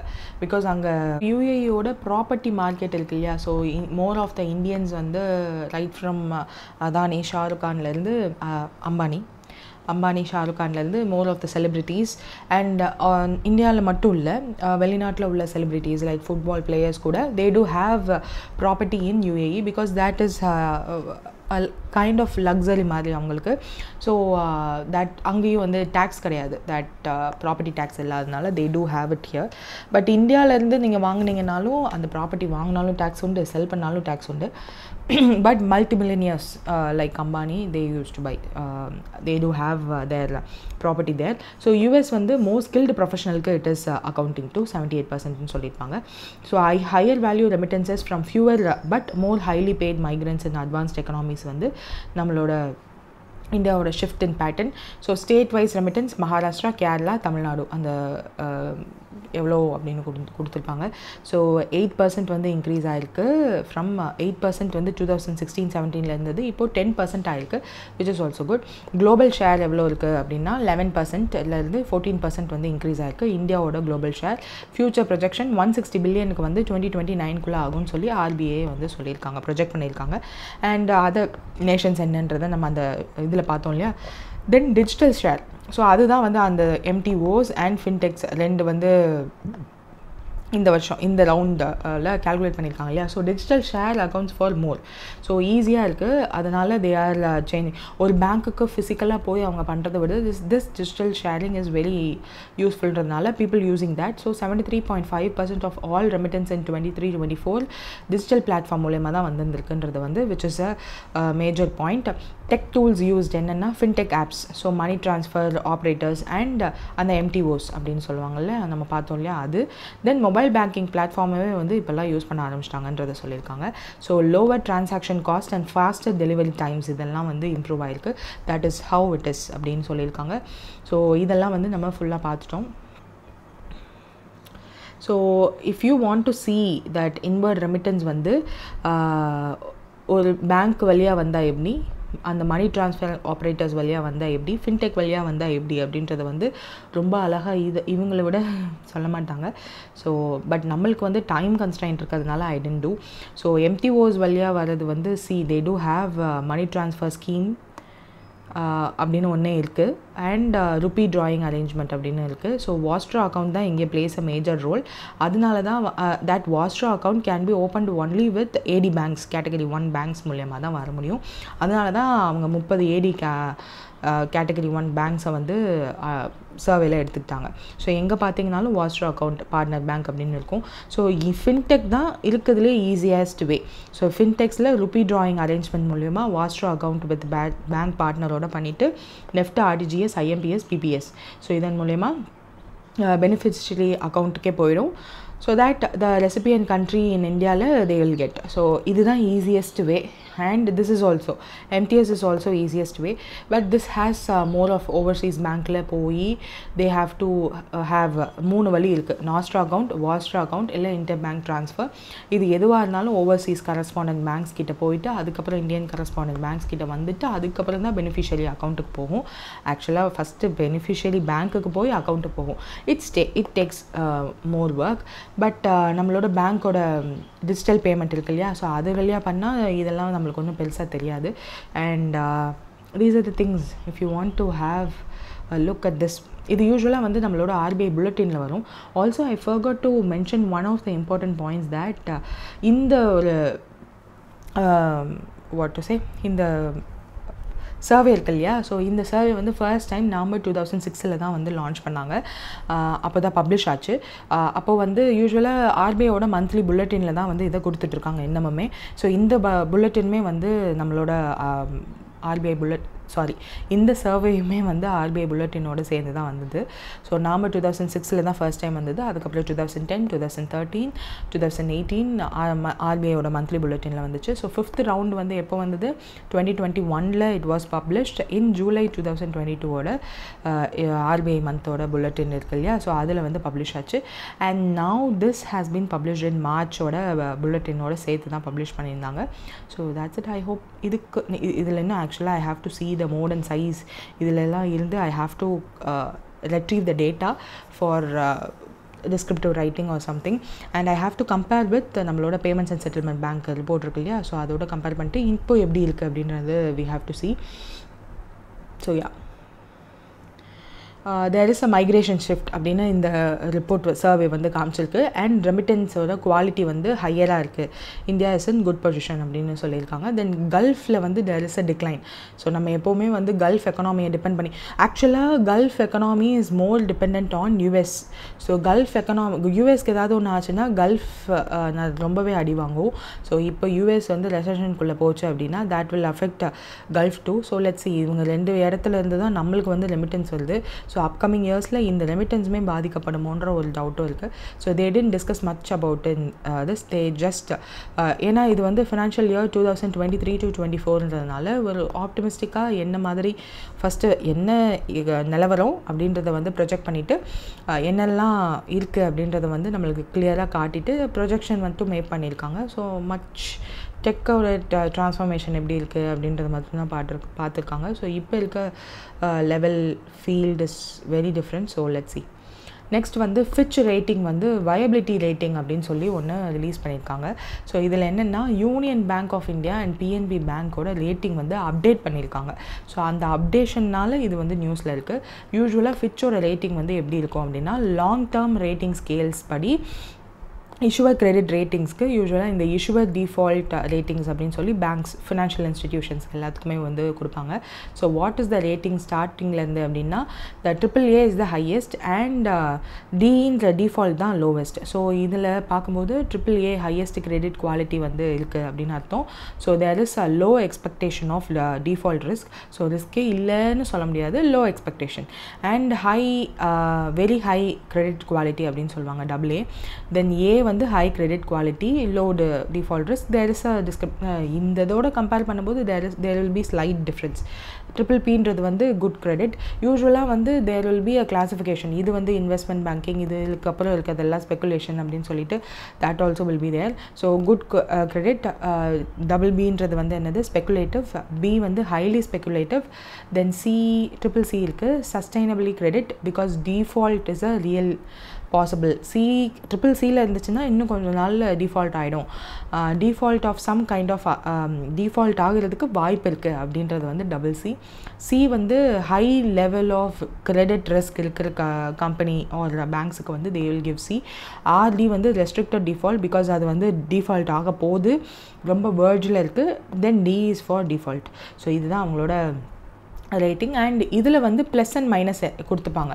ஸோ இந்த ப்ளஸ் அண்ட் மைனஸ் என்னென்னா ஃபார் எக்ஸாம்பிள் இப்போ BBB இருக்குது. ஸோ இந்த இதில் உள்ள நிறைய ஃபினான்ஷியல் இன்ஸ்டிடியூஷன்ஸ் இருப்பாங்க இல்லையா, ஸோ அதுக்குள்ளேயே ரேஞ்ச் பண்ணுவாங்க. ப்ளஸ் கொடுத்தா என்ன அர்த்தம், அதுதான் ஹையஸ்ட். மைனஸ் கொடுத்தா இந்த BBBலேயே வந்து இதுதான் லோவஸ்ட் அப்படின்னு. ஸோ இது ஏன் ப்ளஸ் மைனஸ்னால் இந்த ப்ளஸ் இந்த சென்ஸ் BBBலேருந்து அடுத்து இருக்கிற ஏவுக்கு போக முடியாது. ஸோ அந்தளவுக்கு இன்னும் வெல் அண்ட் குட்டாக இல்லை. பட் இந்த BBBயில் இருக்கிற இன்ஸ்டிடியூஷன்ஸ்லேயே இந்த ஒரு கம்பெனி இஸ் ஆர் இந்த ஒரு இன்ஸ்டிடியூஷன் இஸ் வெரி குட் அப்படின்னு சொல்கிறதா அர்த்தம். மைனஸ் இந்த சென்ஸ் அதுக்கு கீழே போக முடியல, BBBக்கு போக முடியல, அந்தளவுக்கு வேர்ஸ்ட் ஆகுங்கல்ல BBB தான். பட் இந்த BBBயில் இருக்கிற இன்ஸ்டிடியூஷன்ஸோட கம்பேர் பண்ணும்போது they are not so good அப்படின்றது தான் அந்த ப்ளஸ் மைனஸ் இண்டிகேட் பண்ணும். இப்போ இந்த union bank of India and PNBக்கு என்ன ரேட்டிங் கொடுத்துருக்காங்க அப்படின்னா BB மைனஸ், அதாவது பியிலேருந்து BBக்கு மாறி இருக்குது. ஸோ இதோட ரேட்டிங் இங்கே இருக்கு இல்லையா. ஸோ இந்த பியிலேருந்து BB அதாவது ஹைலி ஸ்பெக்குலேட்டிவ்லேருந்து ஸ்பெக்குலேட்டிவ்க்கு மாறி இருக்குது. அப்போ என்ன அர்த்தம், indicate and elevated vulnerability to default risk. இன்னும் நல்ல பொசிஷனில் they are not there. So vulnerability to default risk வந்து இருக்குது. பர்டிகுலர்லி இந்த ஈவெண்ட் ஆஃப் அட்வர்ஸ் சேஞ்சஸ் ஏதாவது நடந்துச்சு in business or economic condition ஏதாவது மாறுச்சு அப்படின்னா அது வந்து டிஃபால்ட் ஆகும் அப்படின்றதுல லிஸ்ட்டில் தான் இருக்குது. Business or financial institutions flexibility exists which supports the servicing of financial commitments அப்படின்னு சொல்லியிருக்காங்க. ஸோ இந்த ஹைலி ஸ்பெக்குலேட்டிவ்லேருந்து ஸ்பெக்குலேட்டிவ்க்கு மாறி இருக்காங்க. அந்த ஸ்பெக்குலேட்டிவ்க்கு இப்போ தான் மாறி இருக்கிறதுனால மைனஸில் இருக்குது. ஓகேவா, இதுதான் இதோடைய what to say rating. Outlook வந்து ஸ்டேபிள் தான் சொல்லுவாங்க. ஸோ வயபிலிட்டி ரேட்டிங்கில் ப்ரீவியஸாக B+ இருந்தது, BB மைனஸ்க்கு வந்திருக்கு. ஸோ ஆல்ரெடி B+ தானே இருந்திருக்கு. ஸோ அந்த பியில் இருக்கிற இன்ஸ்டிடியூஷன்ஸ்லேயே they are the top ones. இப்போ வந்து B- வந்திருக்காங்க. So enhanced financial performance and improved asset குவாலிட்டினால தான் இந்த ஒரு பொசிஷனுக்கு வந்திருக்காங்க. கவர்மெண்ட்டோட support rating, so government support ரேட்டிங்கில் BB- இருக்காங்க. So which in the sense good credit quality. ஏன்னா கவர்மெண்ட் வந்து அந்தளவுக்கு சப்போர்ட் பண்ணுறாங்க. Because government has union bank of இந்தியாவில் 75% அண்ட் பஞ்சாப் PNBயில் வந்து 70% ஆஃப் த கவர்மெண்ட் வந்து ஓனர்ஷிப் வச்சுருக்கிறதுனால அந்த BBB- வந்து ரேட்டிங் கொடுத்துருக்காங்க. அசட் குவாலிட்டி அவுட்லுக்னா என்ன, ரிஸ்க் ப்ரொஃபைல்ஸ் ஸ்கோர் எவ்வளோ இருக்குது அப்படின்னு சொல்லி எல்லாத்தையுமே கொடுத்துருக்காங்க. This is because of diversification and reduced corporate exposure. இது வந்து யூனியன் பேங்க்குக்கு ஏன் இந்த இது மாறி இருக்குன்னு. தென் PNBக்கு ஏன் மாறி இருக்குன்னா B+லேருந்து Bக்கு அப்கிரேட் ஆகிருக்காங்க. ஆக்சுவலாக திஸ் அவங்களோட ஃபினான்ஷியல் அண்ட் ரிஸ்க் ப்ரொஃபைல் அது வந்து இம்ப்ரூவ் ஆகிருக்குன்றத, ரிஸ்க் ப்ரொஃபைல் ஸ்கோர் மட்டும் it is improved.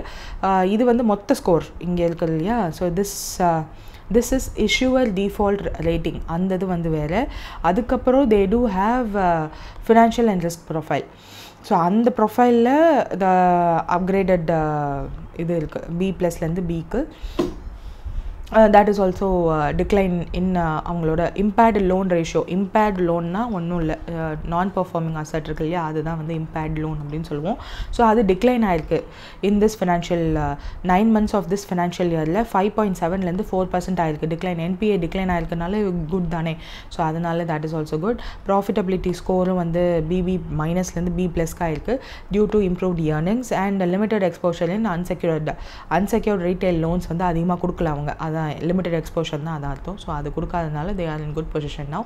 This is a stability indicator, support expectation, investor கான்ஃபிடென்ஸும் வந்து இதனால் பூஸ்ட் ஆகும். ஸோ தட் இந்த 2 பேங்க்கோட வாட் டு சே அவங்களோட ஸ்டாக் மார்க்கெட்டில் அவங்களோட ஸ்டாக்ஸோட ப்ரைஸ் இன்க்ரீஸ் ஆகிறதுக்கு சான்சஸ் இருக்குது and investors will have a hope. Then, which was the first government scheme under which state CBDCயை வந்து இப்போ யூஸ் பண்ணி டிஸ்ட்ரிபியூட் பண்ண போகிறாங்க அப்படின்னு வந்து கொடுத்துருக்காங்க, which is ஒடிசா தான். அந்த ஸ்கீமோட பேர் என்ன அப்படின்னா ஒடிசா தான்.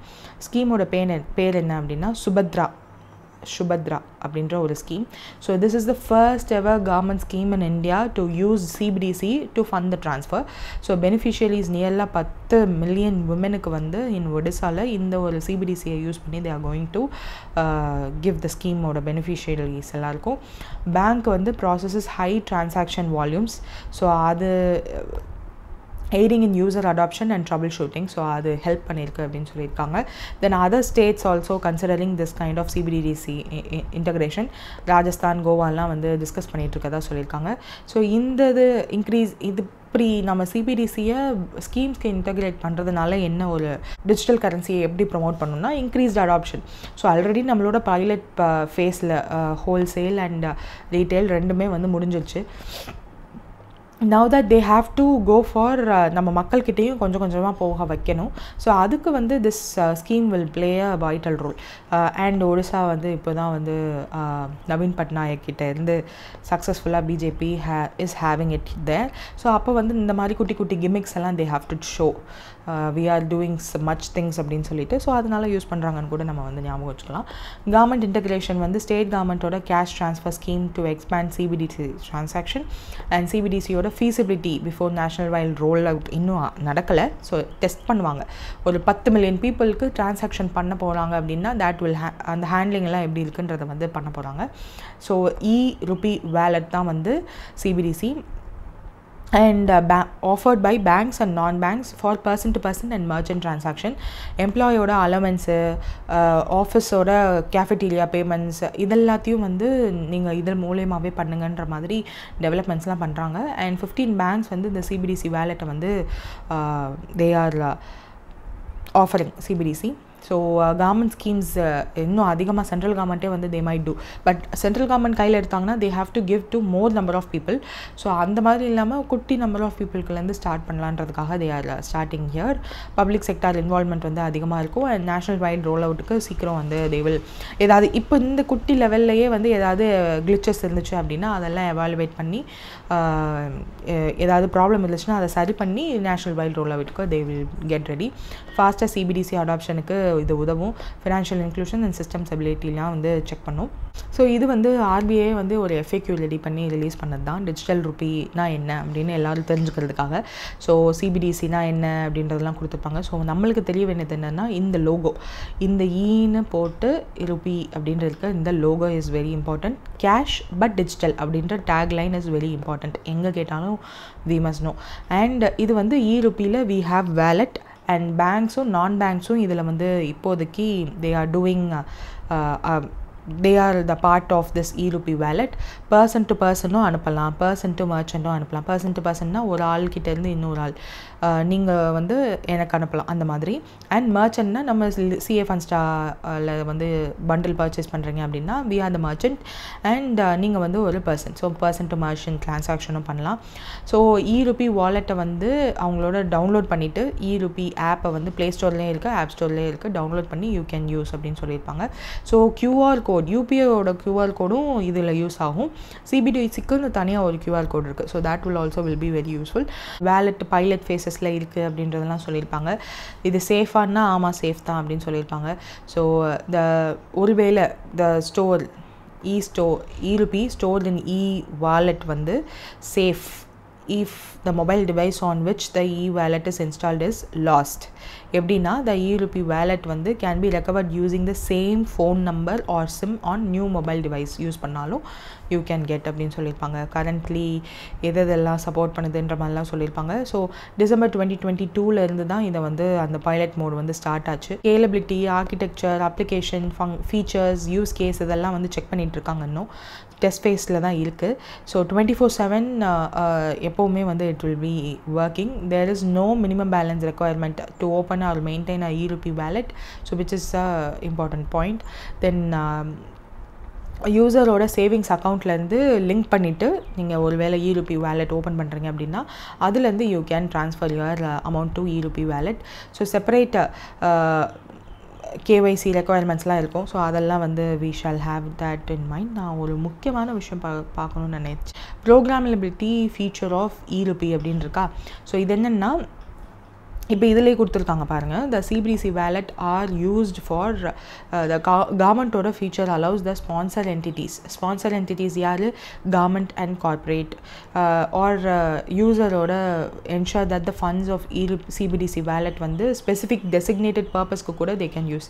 ஃபார் எக்ஸாம்பிள் வவுச்சர் அப்படின்னு சொல்லி நம்ம PM e-driveல கொண்டு வந்தாங்க. ஸோ வவுச்சர்னால் என்ன, ஒரு வண்டி நீங்கள் பார்த்துட்டு அந்த வண்டி தான் நான் ஃபிக்ஸ் பண்ணிட்டேன் அப்படின்னு சொல்லிட்டு அந்த ஷாப்பில் இருந்து நீங்கள் வந்து அப்ளை பண்ணணும், PM e-driveல அப்ளை பண்ணணும். இந்த ஒரு பைக் தான் வந்து நான் வாங்க போகிறேன் அப்படின்னு சொல்லிட்டு அதனுடைய ருப்பி எவ்வளவோ அதை பார்த்துட்டு எவ்வளோ ருப்பீஸ் வந்து கவர்மெண்ட் கொடுக்கணுமோ அதை ஒரு வவுச்சராக கொடுப்பாங்க. அந்த வவுச்சரை கொண்டு போய் கடையில் கொடுத்தீங்க அப்படின்னா they will readymade and they will give you the electric vehicle.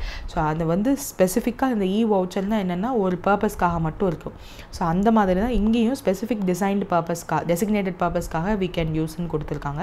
So there is a different parameters also like expiry of data, geo location இருக்குது, மர்ச்சன்ட் கேட்டகரி கோட்ஸ் இருக்குது, மர்ச்சன்ட் VPA எக்ஸெட்ரா இதெல்லாம் இருக்குது. ஸோ டைரக்ட் பெனிஃபிட் ட்ரான்ஸ்ஃபருக்கு we can use. So for ஸ்கீம்ஸ்க்கு they can யூஸ்ன்னு இதிலே கொடுத்துருக்காங்களா. Interest subvention scheme இருக்கு இல்லையா, நம்ம ஒருவேளை 7% லோன் வாங்கிட்டோம், கவர்மெண்ட்டோட ஹெல்ப்போலையே வாங்கிட்டோம்னு வச்சுக்கோங்க. டைம்லி ரீபேமெண்ட் பண்ணுவாங்க அப்படின்னா 3% சப்வென்ஷன் பண்ணி 4% இன்ட்ரெஸ்ட் மட்டும் நம்ம கட்டினா போதுன்ற மாதிரியான விஷயங்கள்லாம் கொண்டு வருவாங்க இல்லையா. So that is called interest subvention scheme. நிறைய இதில் நம்ம பார்த்துருக்கோம். ஸோ லெண்டிங், எம்ப்ளாயோட அலவன்ஸ் அண்ட் டிஃபைன்டு பர்பஸஸ்க்கு தே கேன் யூஸ். ஸோ எந்த பேங்க்ஸ் எல்லாம் இப்போ 15 பேங்க்ஸ்ன்னு நம்ம அங்கே பார்த்தோம்ல, அந்த 15 பேங்க்ஸ் வந்து லிஸ்ட் பண்ணியிருக்காங்க. ஆண்ட்ராய்டு, iOS ரெண்டுலேயுமே இட் இஸ் யூஸ்ஃபுல். அண்ட் அதுக்கு ஆப் நேம் வந்து வச்சுருக்காங்க. ஸோ SBIயோடது SBI பேங்க் வேறு எக்ஸாம் வரதுனால I'm saying e-rupee by SBI அப்படின்றது தான் அவங்களோட நேம். ஸோ மற்ற பேங்க்ஸோட names if you want to read just read. Mostly digital ருப்பின்னு தான் இருந்தது. என்ன முன்னாடி இருக்குது, சில இதில் பின்னாடி இருக்குது, அந்த மாதிரி டிஃப்ரென்ஸ் இருக்குது. பட் SBIயோடது மட்டும்தான் e-rupee by SBI அப்படின்னு கொஞ்சம் லைட்டாக டிஃப்ரெண்ட்டாக இருந்தது. மித்தது எல்லாத்துலேயுமே இஃப் யூ சி டிஜிட்டல் ருப்பின்னு தான் இருக்கும். ஸோ ஈஸியாக நம்ம வந்து இது பண்ணிடலாம். என்ன முன்னாடி வச்சு பின்னாடி வச்சு அந்த மாதிரி நம்மளை கன்ஃபியூஸ் பண்ண கேட்டாங்கன்னா அந்தளவுக்கு கேட்பாங்கன்னு I am not sure. So that's it. Already பார்த்த மாதிரி எஃப்டிஐயோட இன்ஃப்ளோ எவ்வளோ இருக்குது அப்படின்னு கொடுத்துருக்காங்க. இப்போ வந்து ஏப்ரல் 2024 டு ஜான்வரி 2025னு கொடுத்துருக்காங்க. So this is the final data. இதுக்கப்புறம் வந்து வேறு ஏதாவது டேட்டா வந்தாலும் தட் ஒன்ட் பி ரொம்ப லேட்டாக தான் நம்மளுக்கு கிடைக்கும். ஸோ இந்த டேட்டாவை you have to keep it in your mind. So அதனால தான் ஜஸ்ட் அந்த கொஸ்டின் மட்டும் வச்சுருக்கேன். ஜஸ்ட் டேக் அ ரீட், அவ்வளோதான். அதில் வேறு ஒன்றும் எக்ஸ்பிளைன் பண்ணுறதுக்கு ஒன்றும் இல்லை. Then zero coupon zero principal bond. So zero coupon zero principal பாண்டை வந்து ஒரு இன்ஸ்ட்ருமெண்ட், அதை வந்து சோஷியல் ஸ்டாக் எக்ஸ்சேஞ்சஸில் மட்டும்தான் will be traded. So latest செபியோட டிரெக்டிவ் என்ன சொல்லியிருக்காங்க அப்படின்னா, அந்த zero coupon zero principal instrument social stock எக்ஸ்சேஞ்சில் யூஸ் பண்ணுறோம் இல்லையா, அதில் மினிமம் இன்வெஸ்ட்மெண்ட் அமௌண்ட் வந்து எவ்வளோ இருக்கணுன்றதை ஃபிக்ஸ் பண்ணியிருக்காங்க. So first zero coupon zero instrument பாண்ட்னா என்னென்னா, யூஸ்வலாக ஒரு பாண்டுனா என்ன இருக்கும், அந்த பாண்டில் வந்து எவ்வளோ ருப்பி பிரின்சிபல் எவ்வளோ இன்ட்ரெஸ்ட் பே பண்ணணும், எவ்வளோ அந்த இன்ட்ரெஸ்ட்டை குவார்ட்டர்லியாக ஹாஃபலியாக இல்லை end of the bond expiry எப்போ பே பண்ணணுமா, எப்போ வந்து மெச்சூரிட்டி, இதெல்லாம் இருக்கும். இப்போ இது ஜீரோ கூப்பன் ஜீரோ பிரின்சிபல் என்னென்னா, அது பேர்லேயே 0 இருக்குல்ல, பிரின்சிபலை ரீபே பண்ணணும்னு அவசியம் இல்லை, இன்ட்ரெஸ்ட்டும் பே பண்ணணும்னு அவசியம் இல்லை. மொத்தமாகவே இந்த பாண்டு வந்து this is the zero coupon zero principal is for trust, இந்த மாதிரியான விஷயங்களுக்கு வி கேன் யூஸ். ஸோ அந்த மாதிரி ட்ரஸ்ட்டுக்கெல்லாம் அவங்களுக்கு தேவைப்படுற அமௌண்ட்டை வந்து டெப்டாக வாங்காமல் இந்த இன்ஸ்ட்ருமெண்ட் மூலயமா தே கேன் கிவ். ஸோ இதை வந்து நீங்கள் இன்கம் டேக்ஸில் if you see there is a column, ஐயோ நேற்று தானே பார்த்தேன், வெயிட் அ மினிட், 80CCDன்னு நினைக்கிறேன் அந்த இதில் வந்து we can நம்ம வந்து ஏதாவது ட்ரஸ்ட்டுக்கோ இல்லை ஏதாவது டொனேஷனோ நம்ம பண்ணோம், ஃபார் எக்ஸாம்பிள் நம்ம பொலிட்டிக்கல் பார்ட்டிக்கெலாம் டொனேஷன் பண்ணுறாங்க இல்லையா, ஸோ அந்த மாதிரி டொனேஷன்லாம் பண்ணோன்னா அதெல்லாம் வந்து டேக்ஸில் எக்ஸம்ஷன் பண்ணலாம். இந்த எக்ஸம்ஷன் வந்து ஓல்டு டேக்ஸ் ரெஜிமில் மட்டும்தான் இருக்கும். நியூ டேக்ஸ் ரெஜிமில் எந்த ஒரு இதுவுமே கிடையாது. 75,000 டிடெக்ட் பண்ணுறோம்ல, அது மட்டும்தான் இருக்கும். அதை தவிர்த்து வேறு எதுவுமே பண்ண முடியாது. ஸோ ஓல்டு டேக்ஸ் ரெஜிமில் இந்த டொனேஷன், ட்ரஸ்ட்டுக்கு பண்ணுற டொனேஷன் இது எல்லாத்தையும் எக்ஸாம் பண்ணிக்கலாம். ஸோ 80CCDயா டிடியா சம்திங் வரும்.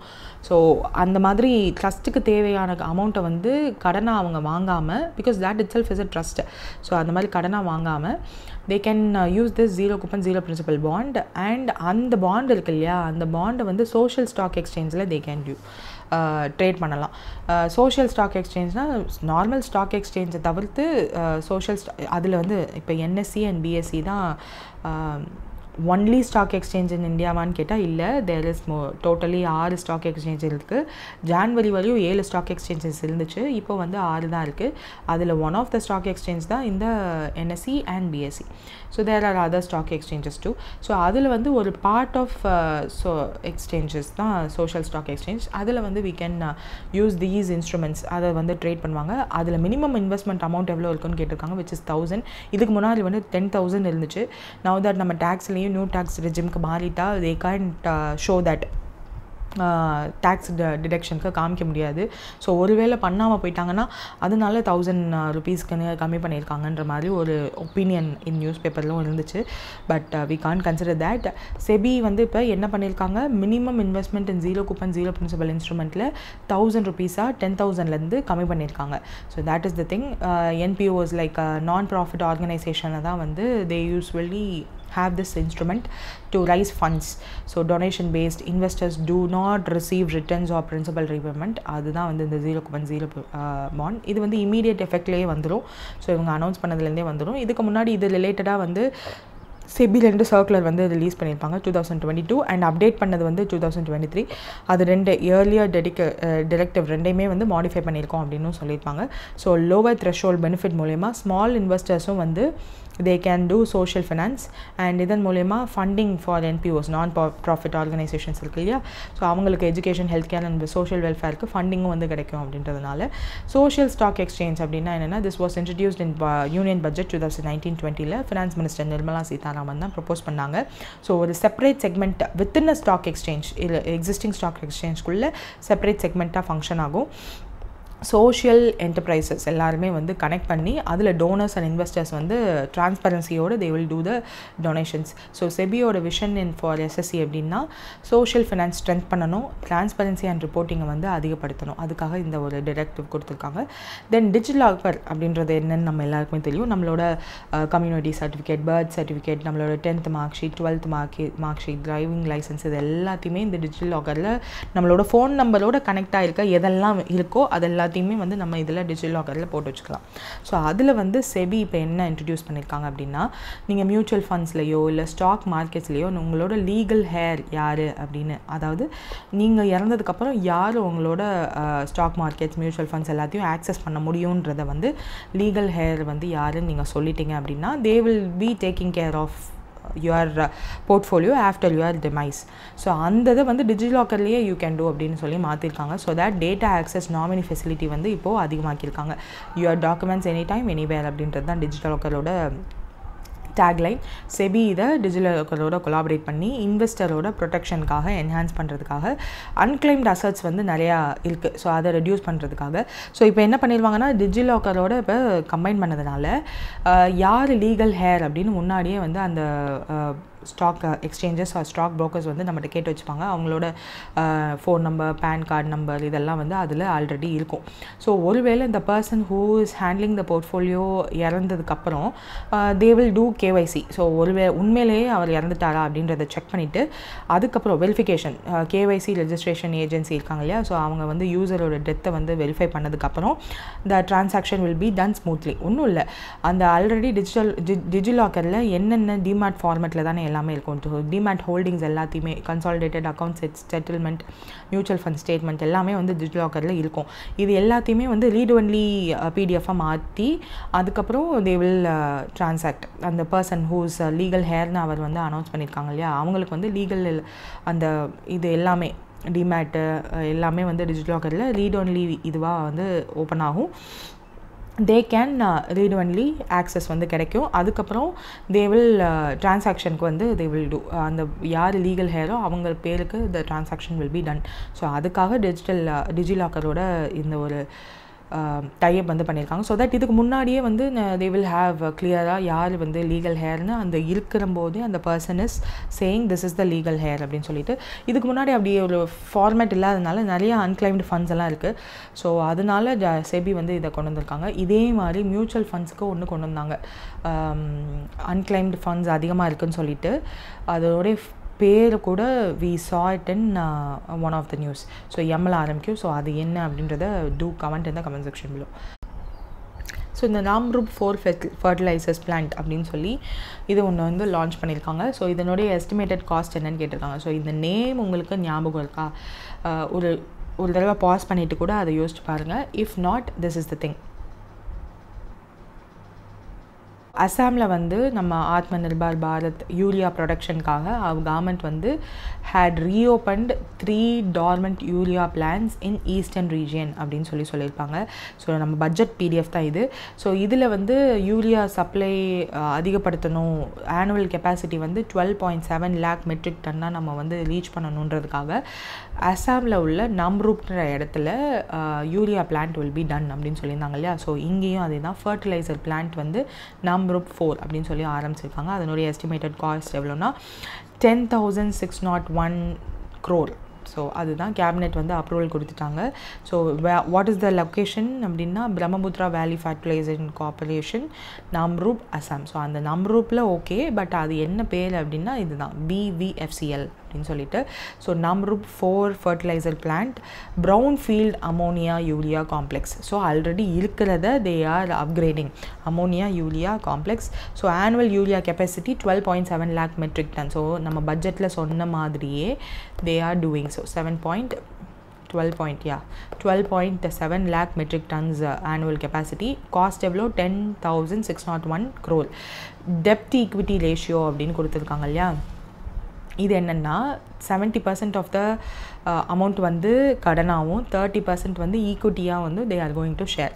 ஸோ 48 months வந்து இம்ப்ளிமெண்டேஷன் டைம் வந்து கொடுத்துருக்காங்க. யூசுவலாக இந்த டெப்ட் டு ஈக்விட்டி வந்து 1.5 அதுதான் வந்து நல்லதுன்னு சொல்லுவாங்க. பட் இங்கே வந்து கவர்மெண்ட் இஸ் இன்வால்விங் அப்படின்றதுனால we can't say anything. So 70% டெப்ட்டு 30% ஈக்விட்டி ஷேர். ஸோ அது மூலயமா they are doing.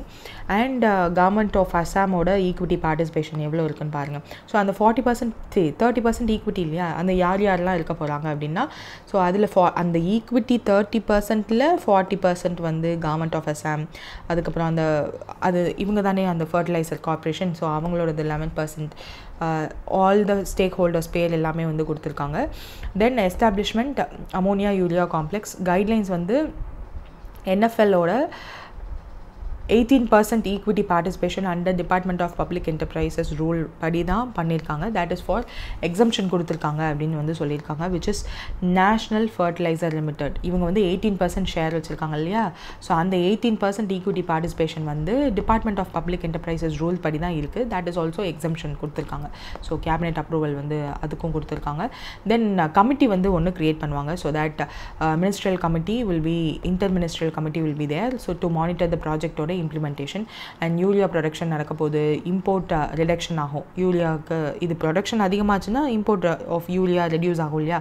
செல்ஃப் ரிலையன்ஸாக இருக்கும், அக்ரிகல்ச்சர் சப்போர்ட் ஆகும், டெக்னாலஜி அட்வான்ஸ்மெண்ட் ஆகும், எம்ப்ளாய்மெண்ட் ஜென்ரேஷன் ஆகும். ஸோ ஆல் தீஸ் திங்ஸ் சொல்லியிருக்காங்க. So that's it.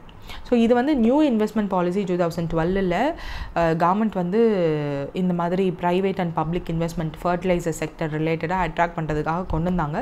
பட் அது வந்து அதுக்கப்புறம் வந்து 2014 வந்து government didn't take much of it. So இப்போ திரும்ப ரிவைவ் பண்ணியிருக்காங்க, அவ்வளோதான்.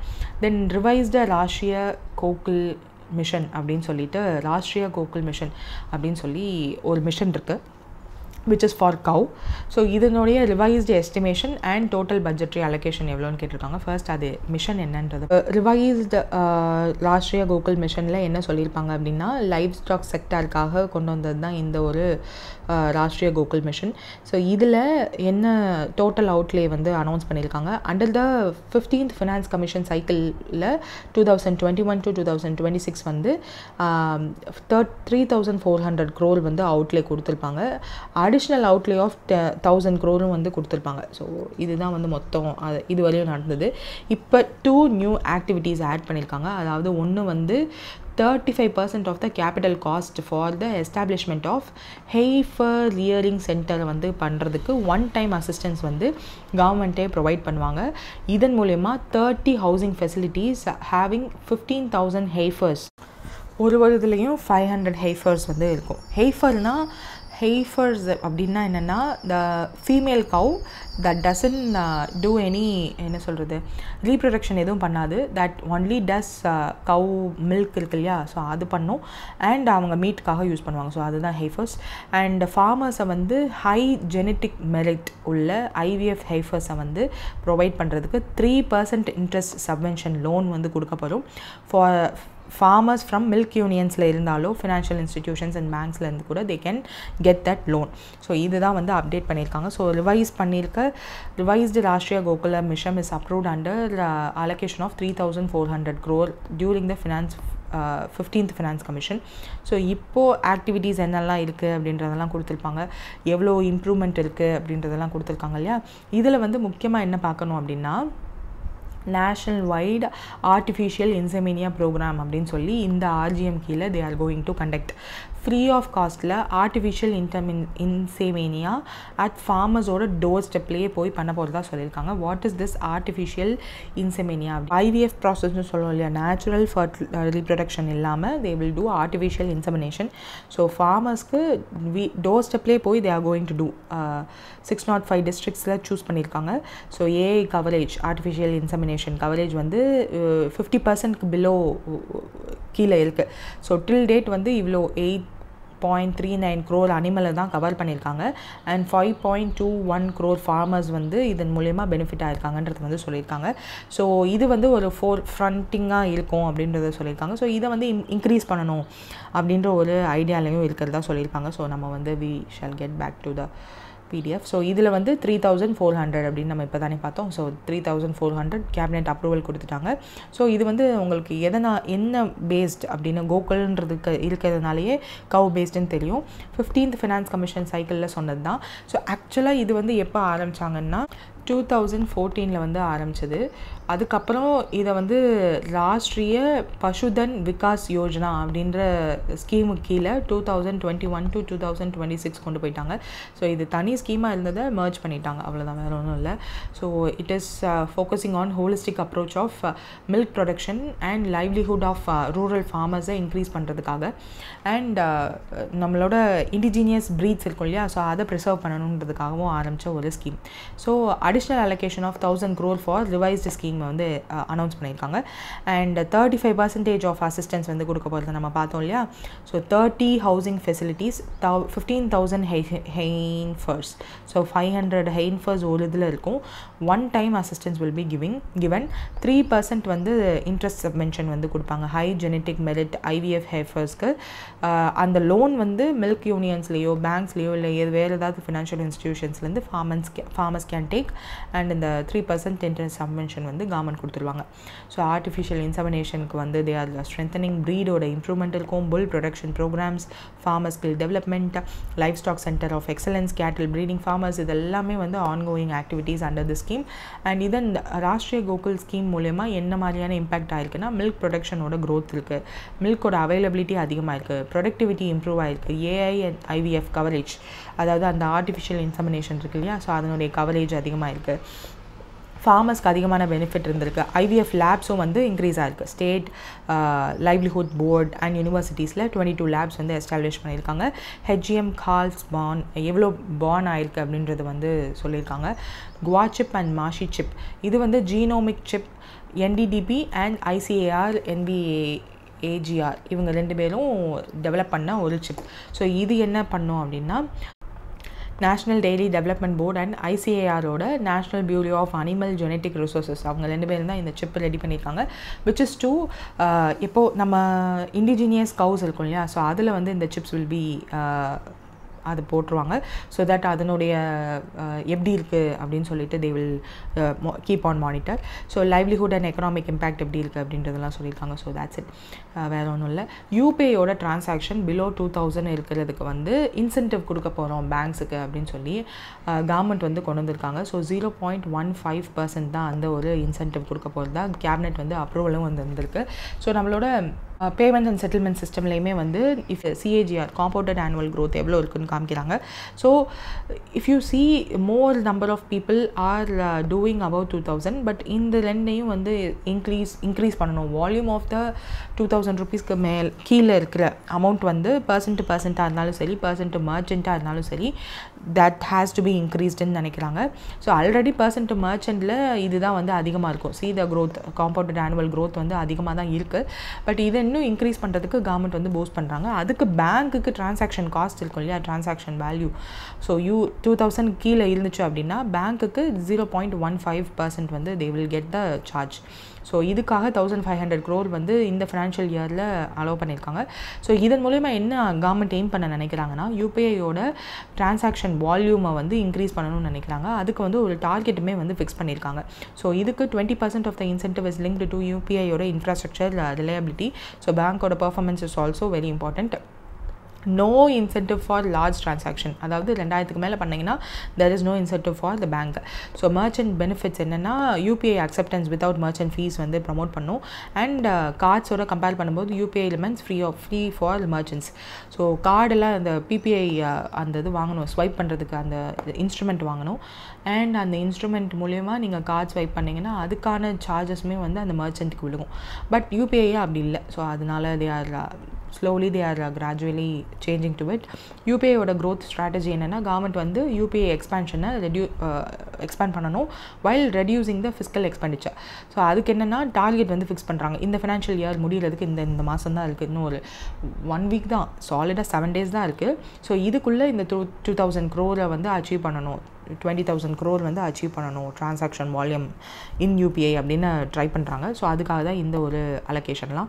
ஸோ ப்ரீவியஸாக வந்து 2023-24லேயும் அலோகேட் பண்ணியிருந்திருக்காங்க. That is to boost the ரூபேயோட டெபிட் கார்டு இன்சென்டிவ்க்கு. ஸோ தேட்ஸ் இட், வேறு ஒன்றும் இல்லை. Then this is nuclear power plant வந்து இந்தியாவோட லார்ஜஸ்ட் நியூக்ளியர் பவர் பிளான்ட்டாக மாறும் இஃப் இட் கம்ப்ளீட் ஆகிடுச்சு அப்படின்னா. ஸோ இப்போ வந்து அண்டர் கன்ஸ்ட்ரக்ஷனில் இருக்குது. தேர் இஸ் சர்டன் டிஸ்கிரிபன்சிஸ்னால நம்மளோட சர்டன் சர்டிஃபிகேட்ஸ்லாம் வாங்கணும். அதெல்லாம் வந்து பெண்டிங்கில் இருக்கிறதுனால இன்னும் ஸ்டார்ட் ஆகலை. அப்படி ஒருவேளை ஸ்டார்ட் ஆகிடுச்சுன்னா இந்த Jaitapur nuclear power plant will be the largest one. So இந்த Jaitapur and Gorakhpur nuclear power plant will be launch event வந்து நடந்திருக்கு இன் ஜெய்தான்பூர் மகாராஷ்டிரா அண்ட் கோரக்பூர் ஹரியானாவில். So this is the thing. Wait minute, Haryana எங்கே இருக்குது? இங்கே இருக்குது. ஸோ இதுதான் வந்து கும்ஹரேரா. ஆல்ரெடி ஒரே ஸ்டேட்டில் ரெண்டு நியூக்ளியர் பவர் பிளான்ட் இருக்கிற ஸ்டேட்ஸில் வந்து குஜராத் இருந்துச்சு.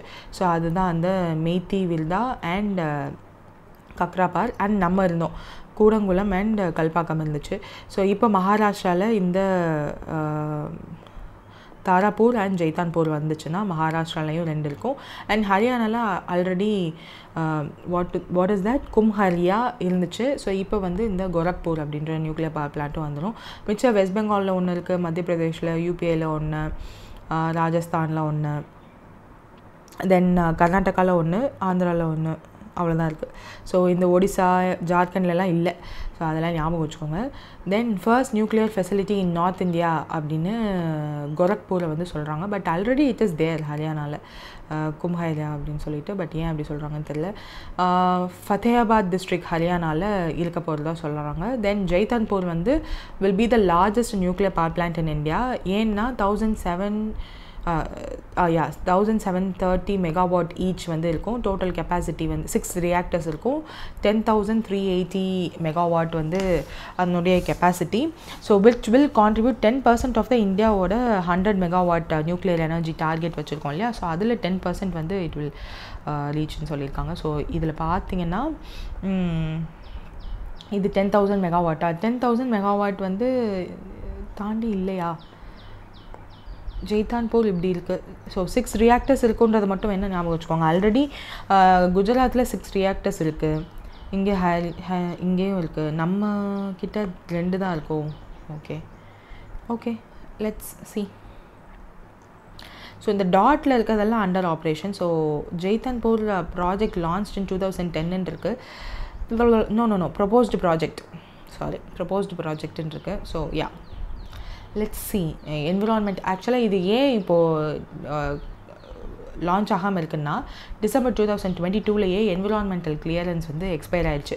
இப்போ ரெனியூ பண்ணியிருக்காங்க. அந்த ரெனியூவல் வந்து அப்ரூவ் ஆயிடுச்சுன்னா தே வில் ஸ்டார்ட். கவர்மெண்ட் வந்து no major risk will be there. Because அது எல்லா பவர் பிளான்ட்டையுமே பாருங்களேன், நியூக்ளியர் பவர் பிளான்ட்டுமே வந்து மோஸ்ட்லி சீ ஷோர்ஸில் தான் இருக்கும். இந்த இதெல்லாம் மட்டும்தான் வந்து உள்ளே இருக்குது. ஸோ சீ ஷோரில் இந்த ஜெய்தான்பூருமே வந்து சீ ஷோரில் இருக்கிறதுனால கவர்மெண்ட் வந்து அஷூரன்ஸ் பண்ணியிருக்காங்க தட் மெரைன் சேஃப்டி எல்லாம் இருக்கும். கண்டிப்பாக சிஸ்டமிக் ரிஸ்க்கெல்லாம் இருக்கும். ஆக்சுவலாக ஜப்பானில் வந்து இதே மாதிரி ஒரு சீ ஷோரில் இருந்த one of the nuclear power plant tsunami வந்ததுனால அடித்து அதனால நிறைய ப்ராப்ளம் வந்து ஃபேஸ் பண்ணாங்க. இன்னமுமே வந்து அந்த ப்ராப்ளம் எல்லாம் அஃபெக்ட் ஆகிட்டு தான் இருக்குது மக்களை. ஸோ அதனால that concern is there. Systemic risk ஏதாவது சிஸ்டமிக் ஜோனில் காம்ப்ரிஹென்சிவ் சேஃப்டி மெஷர்ஸ் எல்லாம் வந்து எடுக்க போகிறதா சொல்லியிருக்காங்க. எவிடன்ஸ் பேஸ்டு ஸ்டடீஸ் எல்லாம் கன்ஃபார்ம் பண்ணிட்டு தான் வந்து அவங்க அங்கே செட்டப் பண்ணுறதா சொல்கிறாங்க. Regulatory framework, civil liability for nuclear damage act. So இது வெரி இம்பார்ட்டண்ட். ஸோ இதை நம்ம மாற்றுவோம் அப்படின்லாம் பட்ஜெட்டில் சொல்லியிருந்தோம். ஸோ அதன் மூலியமாக ஃப்ரான்ஸ் அண்ட் ஜெர்மனி மாதிரியான countries who are hesitant to form nuclear power plant in India they will two. So அதுவும் வந்து வி வில் சே அது பண்ணுவோன்னு வந்து நம்மளோட பட்ஜெட்டில் கூட சொல்லியிருந்தோம். 1500 crore வந்து இன்சூரன்ஸ் பூலும் வந்து க்ரியேட் பண்ணுறதா சொல்லியிருந்தோம் அண்டர் GIC. ஸோ அது சொல்லியிருந்தாங்க இல்லையா, ஃபினான்ஷியல் சேஃப்டிக்காக. ஸோ அதுதான் அந்த ஃபாரின் கம்பெனிஸ்க்கு ஒரு பயமே, இவ்வளோ தான் பண்ணுவீங்களான்னு. ஸோ அவங்களுக்கே தெரிஞ்சிருக்கு தட் ஒருவேளை இந்த நியூக்ளியர் பவர் பிளான்ட்னால ஏதாவது டேமேஜ் ஆச்சு அப்படின்னா that will be more than this அப்படின்னு. But global alignment complies with international nuclear liability ஸ்டாண்டர்ட்ஸோட கம்ப்ளை பண்ணி தான் இருக்குன்னு சொல்லியிருக்காங்க. ப்ரைவேட் செக்டாரோட என்ட்ரியும் வந்து அலோவ் பண்ணணும், players to participate in nuclear power project. அந்த பாலிசி ஷிஃப்ட் வந்து நம்மளும் எடுக்கணும். 2 ஆக்டை வந்து நாங்கள் வந்து மாற்றுவோன்னு சொல்லி பட்ஜெட்லேயே சொல்லியிருந்தாங்க. ஸோ க்ளீன் எனர்ஜி ஃபோக்கஸ் வந்து இருக்கணும். Nuclear power identifies as the இந்தியாவோட நெட் ஜீரோ டார்கெட்டை 2070 அச்சீவ் பண்ணுறதுக்கு this will boost it will act as a கேட்டலிஸ்ட்ன்றதையும் சொல்லியிருப்பாங்க. பட்ஜெட்டில் இதை பற்றி நிறையா பேசியிருப்பாங்க. ஸோ தட்ஸ் இதை பற்றி வேறு ஒன்றும் தேவையில்லை. தென் நோ யோர் கண்ட்ரி அப்படின்றது தான் வந்து வட்டன் கோ ஜனோ ப்ரோக்ராம் அப்படின்றது. ஸோ அதில் வந்து சென்ட்ரல் மினிஸ்ட்ரி ஃபண்டு வந்து ஒதுக்கியிருக்காங்க. ஹோம் மினிஸ்ட்ரி தான் வந்து அதை ஒதுக்கியிருக்காங்க இந்த ஒரு ப்ரோக்ராம்காக. ஸோ இதன் மூலியம் என்ன பண்ணுவாங்கன்னா ஜம்மு அண்ட் காஷ்மீரில் இம்ப்ளிமெண்ட் பண்ணுவாங்க. ஸோ அவங்க வந்து ரொம்ப இதுக்கு முன்னாடி அந்த ஆக்டெல்லாம் அவங்க மேலே பாஸ் ஆகி அதெல்லாம் இப்போ லிஃப்ட் பண்ணியிருக்காங்க இல்லையா. ஸோ இப்போ வந்து தே ஹாவ் டு ஹாவ் தட் இந்தியாவோட பற்று இருக்கணுன்றதுக்காக நிறைய இதெல்லாம் பண்ணுறாங்க அப்படின்னு. பட் அந்த ஹோம் மினிஸ்ட்ரி வட்டன் கோ ஜனா ப்ரோக்ராமை வந்து ஜம்மு அண்ட் காஷ்மீரில் ப்ரொமோட் பண்ண போகிறாங்க for the Jammu and Kashmir youths. அது மட்டும் ஞாபகம் வச்சுக்கோங்க. தென் so that's it for today. All the best for your exams and thank you.